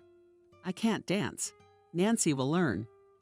She clung to him and gradually moved closer to where Peter was dancing. He noticed her for a long look and then pressed his lips to that girl's lips. Nancy had nothing to do, and she immediately kissed William. The guy's eyes popped out of his forehead in surprise, and Peter was gone. How long did Nancy keep looking for him? But she never saw him again. William, I'm going home to the wall. How I think we are. That we have neither we nor we. I'm tired and sleepy. Can I at least walk you home? No, you can't. I just want to be alone. I see. Nancy realized she was being undeservedly rude to the guy, but she couldn't help it. She walked down the street, It was quiet, nice. Occasionally someone's dog would start barking, but they quickly calmed down. Nancy went to her wicket, sighed, pushed it open, and fell into someone's strong arms. What a bird. Peter, did you scare me? It's gonna happen. Peter smelled strongly of booze. Are you drunk? Go home. No way. How am I supposed to go home when you've been tailing me all night on purpose? Peter, what's wrong with you? He held her and wouldn't let go. Then he looked at her. I missed Peter. Nancy got scared. Peter, please go home. He picked her up in his arms and carried her towards Sarajevo. Peter, please don't, please, you don't have to be so loud that a respected paramedic is caught doing something indecent. You and I are about to engage in some very indecent activities. Peter. She resisted as long as she could. But Peter wasn't rude, he was just persistent. Toward morning, Peter silently got up and slipped out of the barn, but never said a word to her. Nancy had so hoped that now they would all finally talk and work things out. She could see that he cared for her. He's just made up his mind about some nonsense for some reason. But it's all right, she'll go and talk to him. And all day Nancy lay on the sofa. Decided to give herself a real day off. She slept in. Got up in the evening, made a salad, and collapsed in front of the TV again. The next day, almost as soon as Nancy got to work, William showed up, holding a bouquet of asters that grew in every yard, a solemn expression on his face. Nancy, how have I missed you? Nancy cocked an eyebrow in surprise. Then she remembered how she behaved with William, and blushed. It wasn't really his fault. She and Peter had brought him into the game. William's not very nice, but no. But my mom's expecting us for dinner tonight. The principal has authorized the car to be taken after work. Nancy had just gathered the strength to reply as the door swung open. Standing on the doorstep was Molly. Nancy, their Aunt Vanessa bad. Petkin and Mama went quickly. Nancy grabbed her suitcase, threw it to William. You'll see for yourself later. They almost ran the distance to Peter's house. Molly told stories along the way. Peter was leaving in the morning, she and her mother. They had a long argument at the gate. And then Peter ducked into the car and drove off. Where did Nancy go? Where? Where to work? I don't know where, but apparently for a long time, because she had her suitcase with her. Aunt Vanessa sat on the bench with her head bowed. Mom says she thought she was crying. But she just sat there and sat there. So she ran to her, and her eyes were closed and her lips were white. Nancy Chegal was almost on autopilot. How could it be? How could he just pick up and leave? What about her? She refused to believe that Peter had run away again. Well, it can't go on like this forever. Aunt Vanessa really wasn't well. She tried to say something, but Nancy could already see that one side of her face was twisted. She gave her a shot, then another. Molly, run to me, call an ambulance. Say stroke. Tell them I asked them to call. There's a number taped to the phone. And Molly looked frightened at Aunt Natasha and rushed to the station. There at the gate stood a confused William. What's there, Nancy soon? What Nancy? A man is dying there. Molly waved her hand and rushed into the room. By the time the woman was taken away, there was a crowd outside her house. Molly, look after mine today. I'll go with her. Sure, Nancy, no problem. But what about you? Figure it out. Andrew's here. Go, Nancy. How's the freebie? Call me at home. I'll send a car to pick you up. Thanks a lot, Andrew. Nancy stayed in town till morning. Toward morning, the woman started to feel a little better. But you're a medical professional. You must realize it's too early to make any predictions. Let's hope the woman is a country woman, a sturdy one. Nancy looked at her watch. She was catching the first bus to the village. That would do it. At the same time on bus 1 and 3 will come again. The first person Nancy saw as she stepped down from the foot of the bus was. It was Andrew, the last person Nancy expected to see here at all. Nancy, I've been waiting for you for a hell of a long time. Andrew, what are you doing here anyway? But you're missing. So I figured, wait, you're supposed to be marrying a city girl who's no match for me. He wrinkled his nose crankily. Stop it. It doesn't suit you. The marriage didn't work out because, anyway, it doesn't matter. It's like you're not happy to see me. What should Andrew squint at? How fast have you changed? Andrew, what does it matter if I've changed or not? You have no business being here. She wanted to walk past, but Andrew walked beside her. Nancy, I get it. You're hurt. You're angry. All right, I agree with you. But I think we know each other well enough to overlook little things like arguments. Andrew, you really don't get it, do you? Nancy stopped. You can go back to your town in peace. Nancy, what? I think we'll at least talk. Are you giving me tea? No, I'm not giving you tea. Nancy, I'm having difficulties. And I don't need support both mentally and financially. Nancy squinted angrily. It's what they would go for you, Andrew, along with your mommy. Andrew stopped smiling too. He was just about to say something when a car stopped nearby. Nancy, trouble. She turned around. William got out of the car. William, it's just hooked up and it won't go away. William quickly stepped between her and Andrew. Young man, you don't understand. You were told to go where you were going. Andrew spat. You'll regret it. Looking for shelter. Andrew turned around and walked away. And Nancy even gasped with indignation. William turned to her. You're not a cow. You're very beautiful, Nancy. When we go to meet my mom. Jesus, William, you too. Nancy turned and rushed toward the house. William gave her a long look. 3 days later, Nancy went to the hospital again. Aunt Cathy brought some honey and a piece of homemade cheese. Say hello to Vanessa. Let her get well. Don't spoil herself. Okay, Aunt Cathy, I will. Nancy pushed open the door to the room and froze at her mother's bedside as Peter sat gently spoon-feeding her. Hello. He glanced at her briefly, nodded, and continued to feed the woman. Nancy walked over and laid out on the table everything she had brought. So how are you guys doing here? Aunt Vanessa smiled. It didn't come out very well, though you could tell she was smiling. Cathys sent you a reply and said she was correcting you. More like a nod. Peter left the room. Nancy sat for a while and then scrambled out as well. She saw him at once, came over. Thank you, Nancy, for Mom saved Grandpa wouldn't, but Mom did. Peter, Grandpa couldn't have been saved. Believe me, you didn't try, you just left. See how you don't understand. How can I explain it to you? Even if they had taken him to the hospital, he still wouldn't have recovered. And I don't want to hear anything. Peter, Nancy, and I took 2 days off. I'm leaving again tomorrow, and I won't be back for a long time. Peter, what's it got to do with me? But I love you. Peter grinned wickedly. Well, you'll love someone else. It's the truth. Peter is family. And I'm leaving tomorrow, and I don't care what you're telling me right now.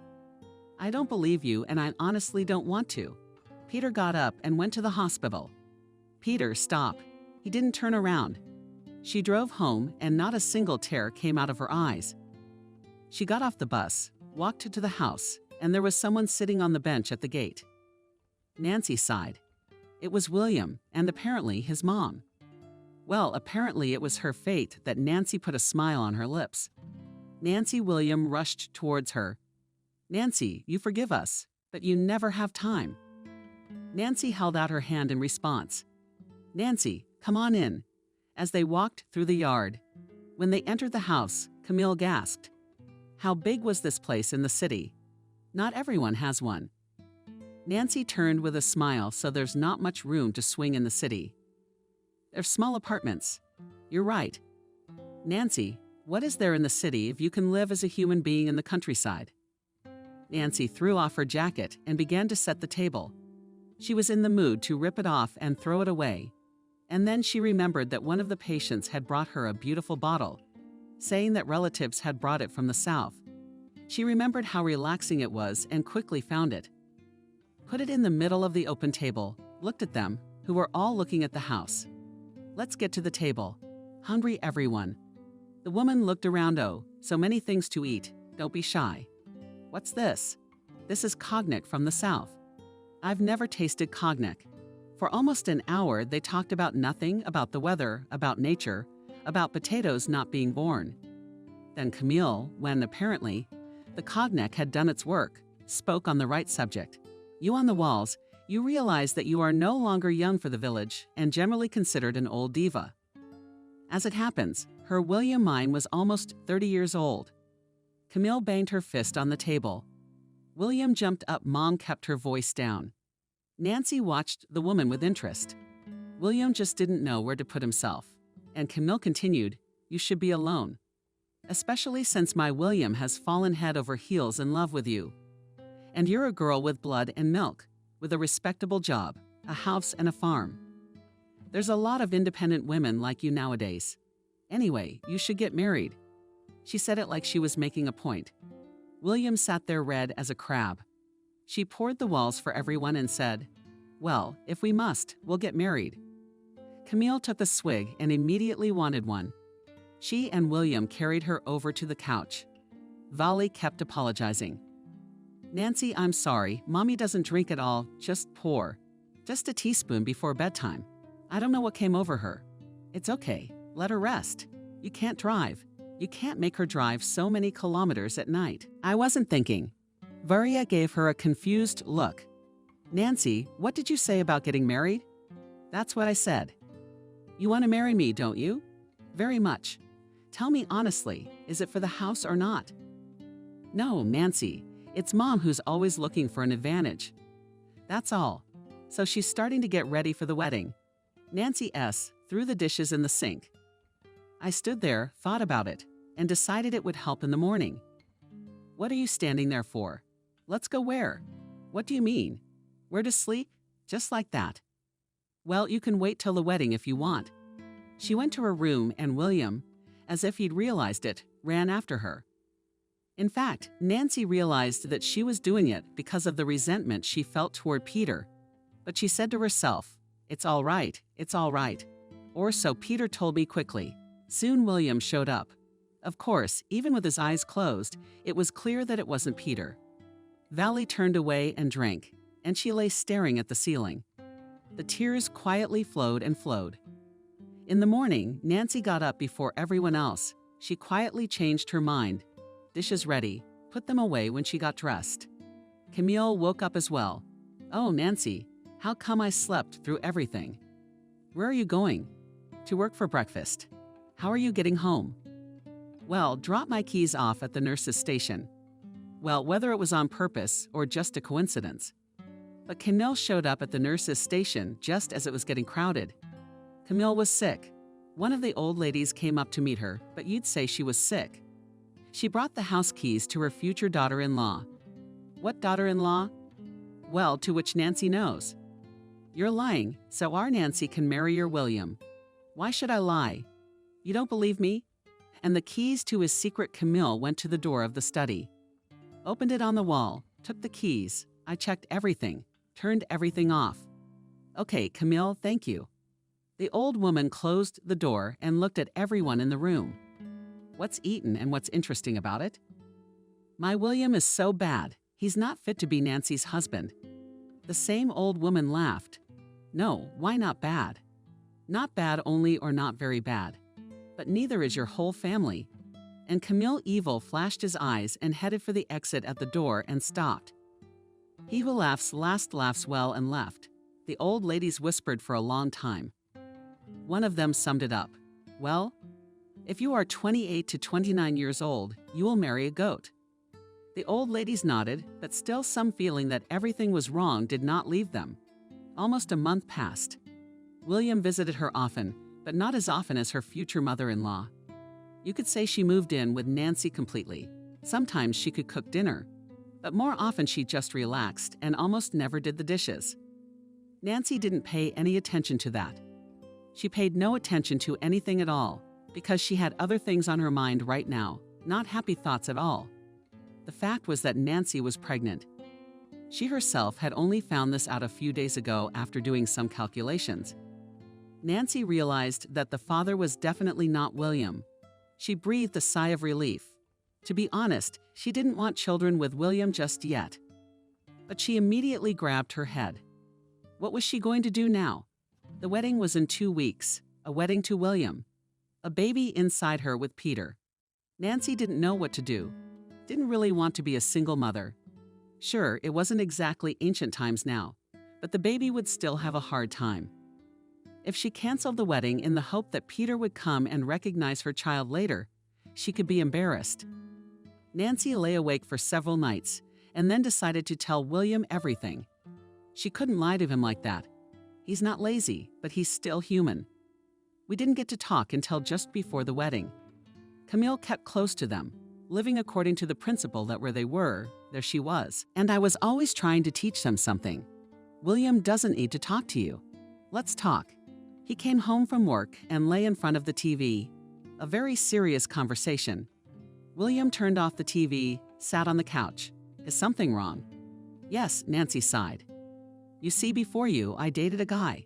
So we broke up. Then you got married, things got crazy. A few days ago, William got tense. What? That he's back? No, it's worse. I don't see how it could be worse. Worse for you. Anyway, William, I'm pregnant. Not with you. But I'm not terminating the pregnancy. Nancy blurted it all out in one breath and winced at how relieved she felt. William was silent. She opened her eyes.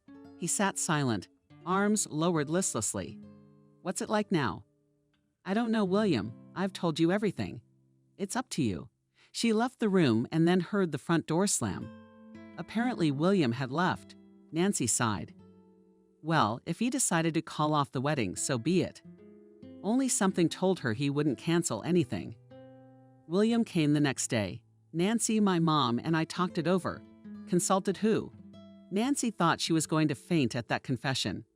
Mom, of course. You didn't want to lie to her, did you? No, but I thought it was our business for now. No, it's not. I mean, she'll think it's you. But well, that it'll be her own grandchild. Nancy sighed. Maybe he was right, but it was kind of gross, like getting dirty. So what did you and Mom decide? We decided you gave us no choice. Did that sound like that again? Not really, but Nancy just didn't know what to say. Nancy, let's just not talk about it. That's all. We don't know what's ahead of us. William, what do you mean? No, it's just that life is very unpredictable. It seemed like everything had been decided, but Nancy didn't feel very good about the conversation. They decided not to have a big wedding. Camille supported them in what? And rightly so, there's no money to waste. Better to buy something. Nancy grinned. Money, considering that it was mostly Nancy who was spending money on the wedding, was funny to hear. Of course, this was not at all how Nancy had envisioned the day from the wedding. It left the impression that they were just paying tribute to tradition. Nancy went back to work and William took a vacation. He said that first of all, he was tired, and secondly, they were obliged to give time off after the wedding. Nancy was already realizing that she was not going to break her leg very much. When the pregnancy was 3 months old, Nancy began to agonize. Yes, so much that just her soul was turned inside out. Whatever she did, whatever she took, she was throwing up all the time. She had already pulled out all her textbooks, but she couldn't find anything. She knew it was common, something she didn't like. Please, I'm going into town tomorrow for 2 days. He's away from the TV. Why do you need all these tests? To get registered. Okay, sure. He went back to watching TV. Nancy sighed that she was alone before she got married and after. That you can't get yourself registered. Nancy laughed. Come on, Camille. You can't do that. You could even be punished for it. It used to be so much easier. You got pregnant, had a baby, and that was it. And now a bunch of tests for all sorts of nonsense only harm the baby.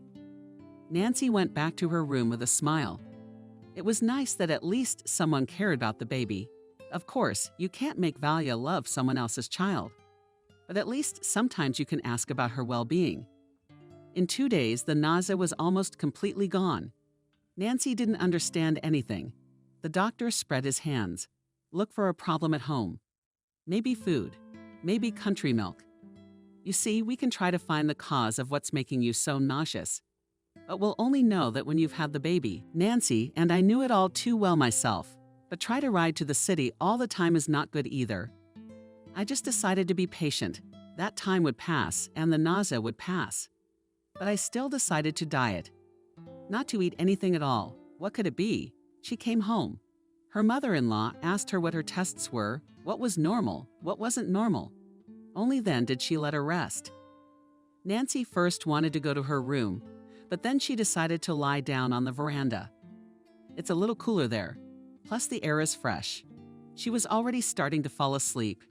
She heard William and his mother come into the kitchen. The mother was reading to William.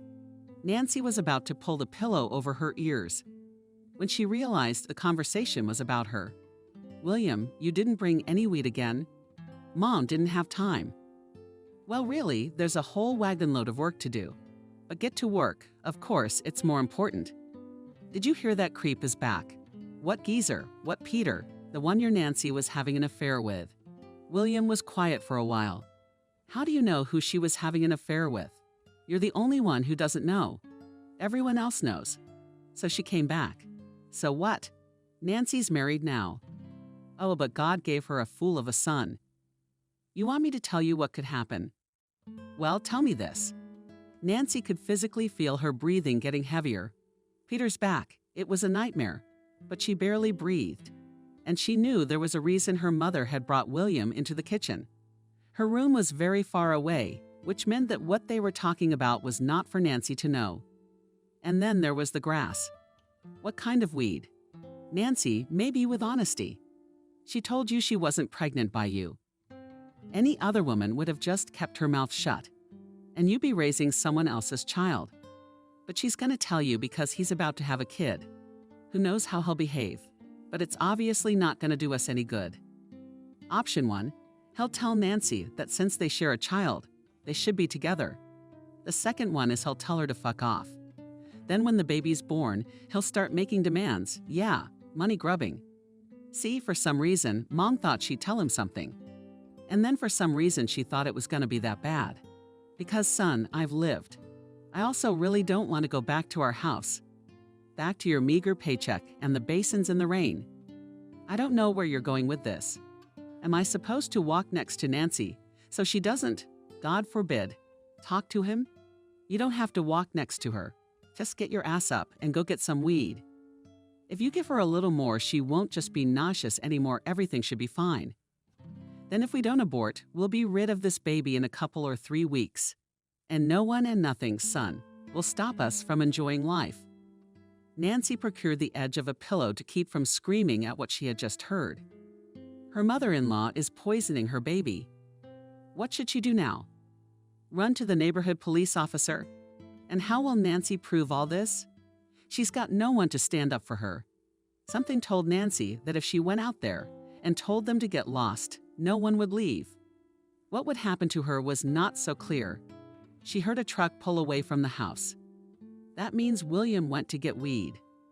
She's got to get to the people, and then we'll see what happens. She slipped quietly out of the porch and walked briskly toward Peter's house. She didn't understand why. Though, of course, she realized that if anyone could protect her, it was him. But everything would have to be told. Everything, absolutely. She yanked open the wicket, peeked out. No one seemed to notice her. Took a breath. Who are we hiding from? Nancy shuddered. It was a voice she would have recognized from 1,000. "Peter, hello. I need to talk to you. My husband doesn't scold." And Nancy couldn't hold back any longer. At first, she just cried. And then she got really hysterical. Peter was looking at her terrified. "Nancy, do you have him? That he's hitting you? I'm gonna beat the hell out of him." "No, he doesn't." "Then what? Let's go in the house." He took Nancy under his arm and quickly led her home. Aunt Vanessa gasped, "Nancy, baby, what's the matter with you?" "Hold on, I'll get you some water." While Nancy sang loudly, banging her teeth against the edge, Peter and his mother and watched her intently. Nancy set the glass down, calmed down a little, sighed. "There's something I need to tell you." Peter sat down on the chair in front of her. "Go on then. I don't think the story will be too interesting. But go ahead." Nancy missed the moment when Peter put his mask back on. "I don't care. Let him act however he wants to act. It'll only help." She sighed again. "I'm pregnant." Peter smirked.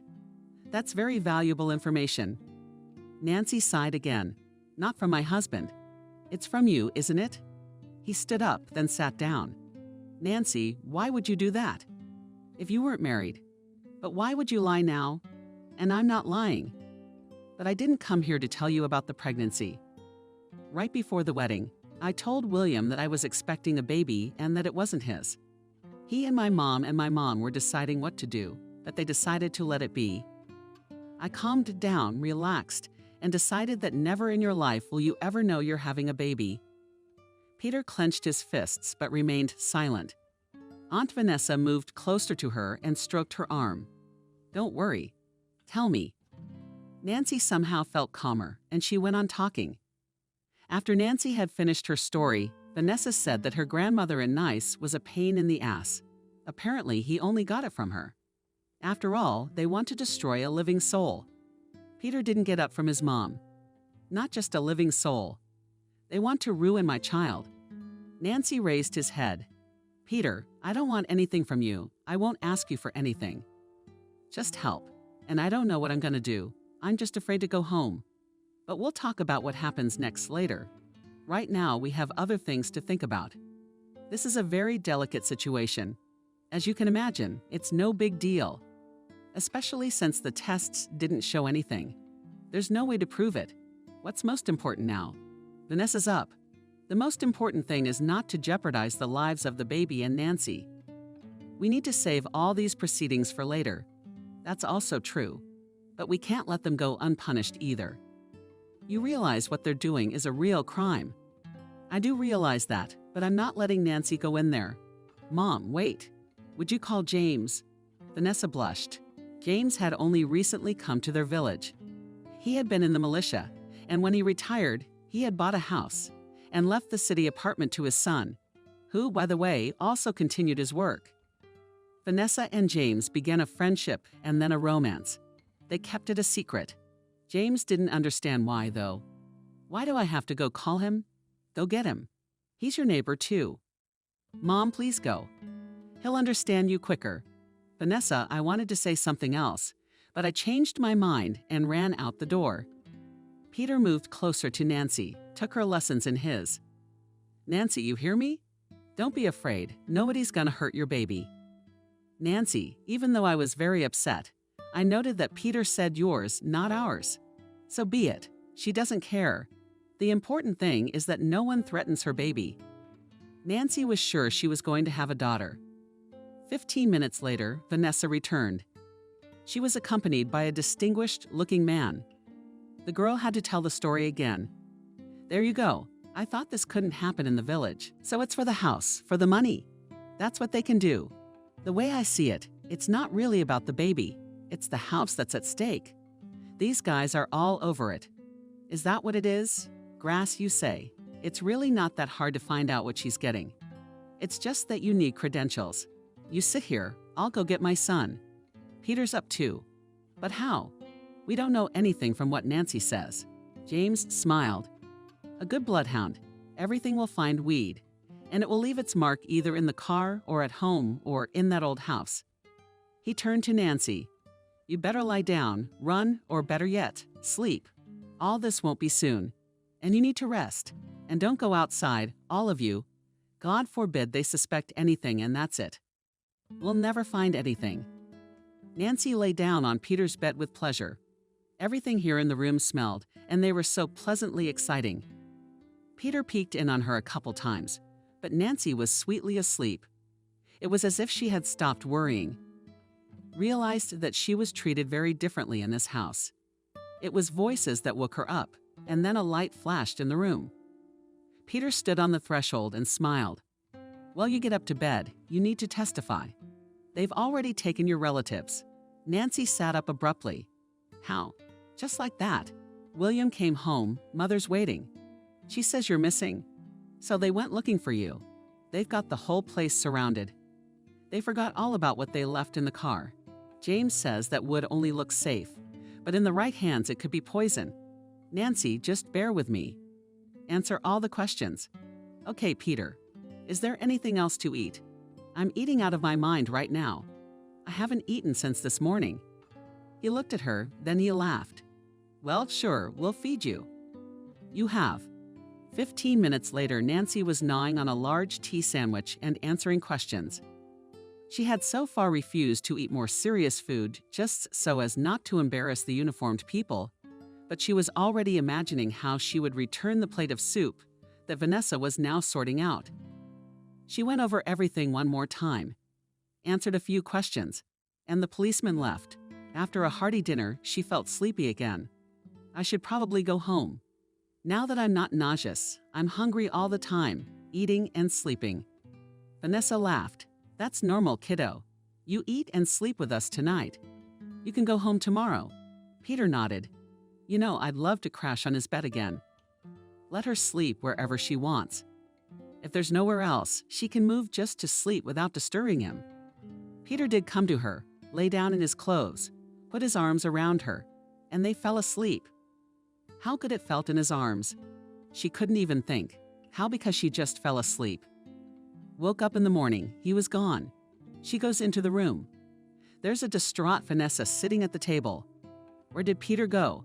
He's gone like a tumbleweed again, honestly. He left like that, but he left a note like that. He wrote it. I need to find out about myself, whether he's so attracted to his job, romance, and all that, or he's just a born fool. Nancy sank helplessly into a chair. She decided the night before that everything was going to be different. Peter again. The girl stood up. I'm going to go, Aunt Vanessa. I have to go to work soon. Are you feeling all right? Nancy smiled very well, didn't she? Here, take this with you to work. I baked buns and cutlets. Oh, you don't have to, I do. And remember, if my son is a fool. Do you have it? I got it, and I'm not leaving you. Nancy smiled sadly and walked out of the house. Vanessa escorted her out with a look. God, poor girl, she had been through so much. The time passed very quickly. Nancy had only been called to the police once, and then Vanessa and James had gone to court with her. In general, lately she had the impression that she had new parents, that Vanessa and her James were just a kite over her and fed her, constantly tried to see her off and invite her to visit. Nancy didn't resist. She was very much pleased. She had not heard from Peter, and she had given up waiting. She had enough to do. At the trial she felt sick when William and his mother began to yell at each other in public, and at her too. The girl's eyes went blurry. It was a long time ago. The trial ended without her. She called an ambulance in advance. As soon as the very first contractions began, I knew that as long as they would get there, and also the first labor. They brought her to a room with 2 other women. There was still time, and even though the environment and stomach pains were not conducive to conversation, they got to know each other. One woman came for her 3rd child and the other, like Nancy, for her 1st. The labor had gone well. An exhausted Nancy threw herself on the couch. The doctor said, "No, look, you're all from the same room. All the girls here still have a princess." Nancy smiled. She fell into a dream. Thought her princess would be the princess herself. The first one to be discharged was the one who was having her 3rd child. But girls, happily, I've had enough, and I wish you at least one more visit. Nancy laughed. Oh, let's get away from this rosebud for a while. Vanessa called at the maternity hospital. Every day she had come twice already. She was so excited that Nancy almost cried. Well, my princess, home tomorrow. The baby wrinkled her nose and Nancy laughed. Vanessa and James will be coming to pick her up tomorrow. The weather in the morning was as if it had heard that the happy mommy was being discharged from the maternity hospital. It had been pouring rain for 10 days at least. It's sunny this morning. Look at the weather. She was packing. Nancy came to pick you up. She smiled, turned to her neighbor. That's it. Bye. Have a nice day. You hugged her, and you too. Your Peter will definitely come to his senses. Yesterday before they were discharged, lying in the dark, they had a heart-to-heart. Nancy told her roommate's story. It turns out that her man, as soon as he found out about the pregnancy, fled in an unknown direction. How are you? Oh, Nancy, I'm fine. Mom and Dad turned out to be the best. They won't leave me. I used to hurt them so much before. The nurse took the baby away and Nancy gave her neighbor another big hug and kiss. Be sure to come and visit me. The baby needs fresh air. I have a huge house, so take your parents too. She followed the nurse to the exit.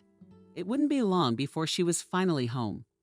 The doors opened and Nancy froze. Standing right in front of her was Peter. He was in a suit. She had never seen him in such parade before, so she hardly recognized the nurse, carried her daughter out, and Peter rushed to her. She asked sternly, "You, Daddy?" He nodded in confusion. "I'm a nurse," she smiled broadly. "But you take your beauty." Peter gingerly took the pouch, peeked inside and looked at Nancy. "She's so tiny." "Nancy, I wanted to kill him." The mood was gone. "What are you doing here?" "What's what?" "I'm picking you and your daughter up from the hospital." "You didn't have to. We did fine on our own. In case you need to leave in a hurry, like you always do." Nancy looked at him angry, and Peter looked at her confused. "Nancy, I'm sorry. I'm not going anywhere." "I don't believe you." She took her daughter from his arms and went down the stairs. Peter stood there for a while. Then he rushed after her. He overtook her, stopped. "Nancy, forgive me, you fool. Marry me." Nancy stopped. Did she feel like screaming? Yes, I do. But she restrained herself. "I'll think about it." James and Vanessa hurried from the car to them. Nancy, Vanessa's daughter, hugged her, and Nancy burst into tears. Daughter, how long had it been since she had heard someone call her that? They all got into the car, Peter behind the wheel. When the car started, Nancy noticed how carefully he drove around all the potholes, how he drove as if he were carrying crystal. She smiled a little, and Vanessa leaned over to her ear and whispered right to Nancy, "And even though that knucklehead is my only and favorite son, you need to let him know how wrong he is." And sat down again as straight as anything. Nancy laughed softly. It seemed she had been very lucky to have a mother-in-law this time. One could only dream of such a one. This time the wedding was exactly what Nancy had always dreamed of. A lavish dress, a sea of guests that filled her big house, gifts, wine, and shouts of bitter. She agreed to marry Peter. After 3 months, he gave the whole one eyes and noses left. Every day after work he went to her, bought up in the store all the toys that were there. Nancy only grabbed his head. When he came joyful with a big coloring book, he showed it to Helen and said, "Oh, you'll grow up a little, and you and I will draw here." Peter, this and the books will still be lying around for at least 3 years. He looked at her perplexed. "Well, at least we'll already have it. And we'll buy another one later." She then sighed, "Well, what am I going to do with you?" "You'll buy a house full." "Nonsense. I'll have to look after you." "Nancy, is it?" "Yes." He picked her up in his arms, spun her around, shouted something, then set her down and said, "You'll be the happiest woman ever. I promise you that."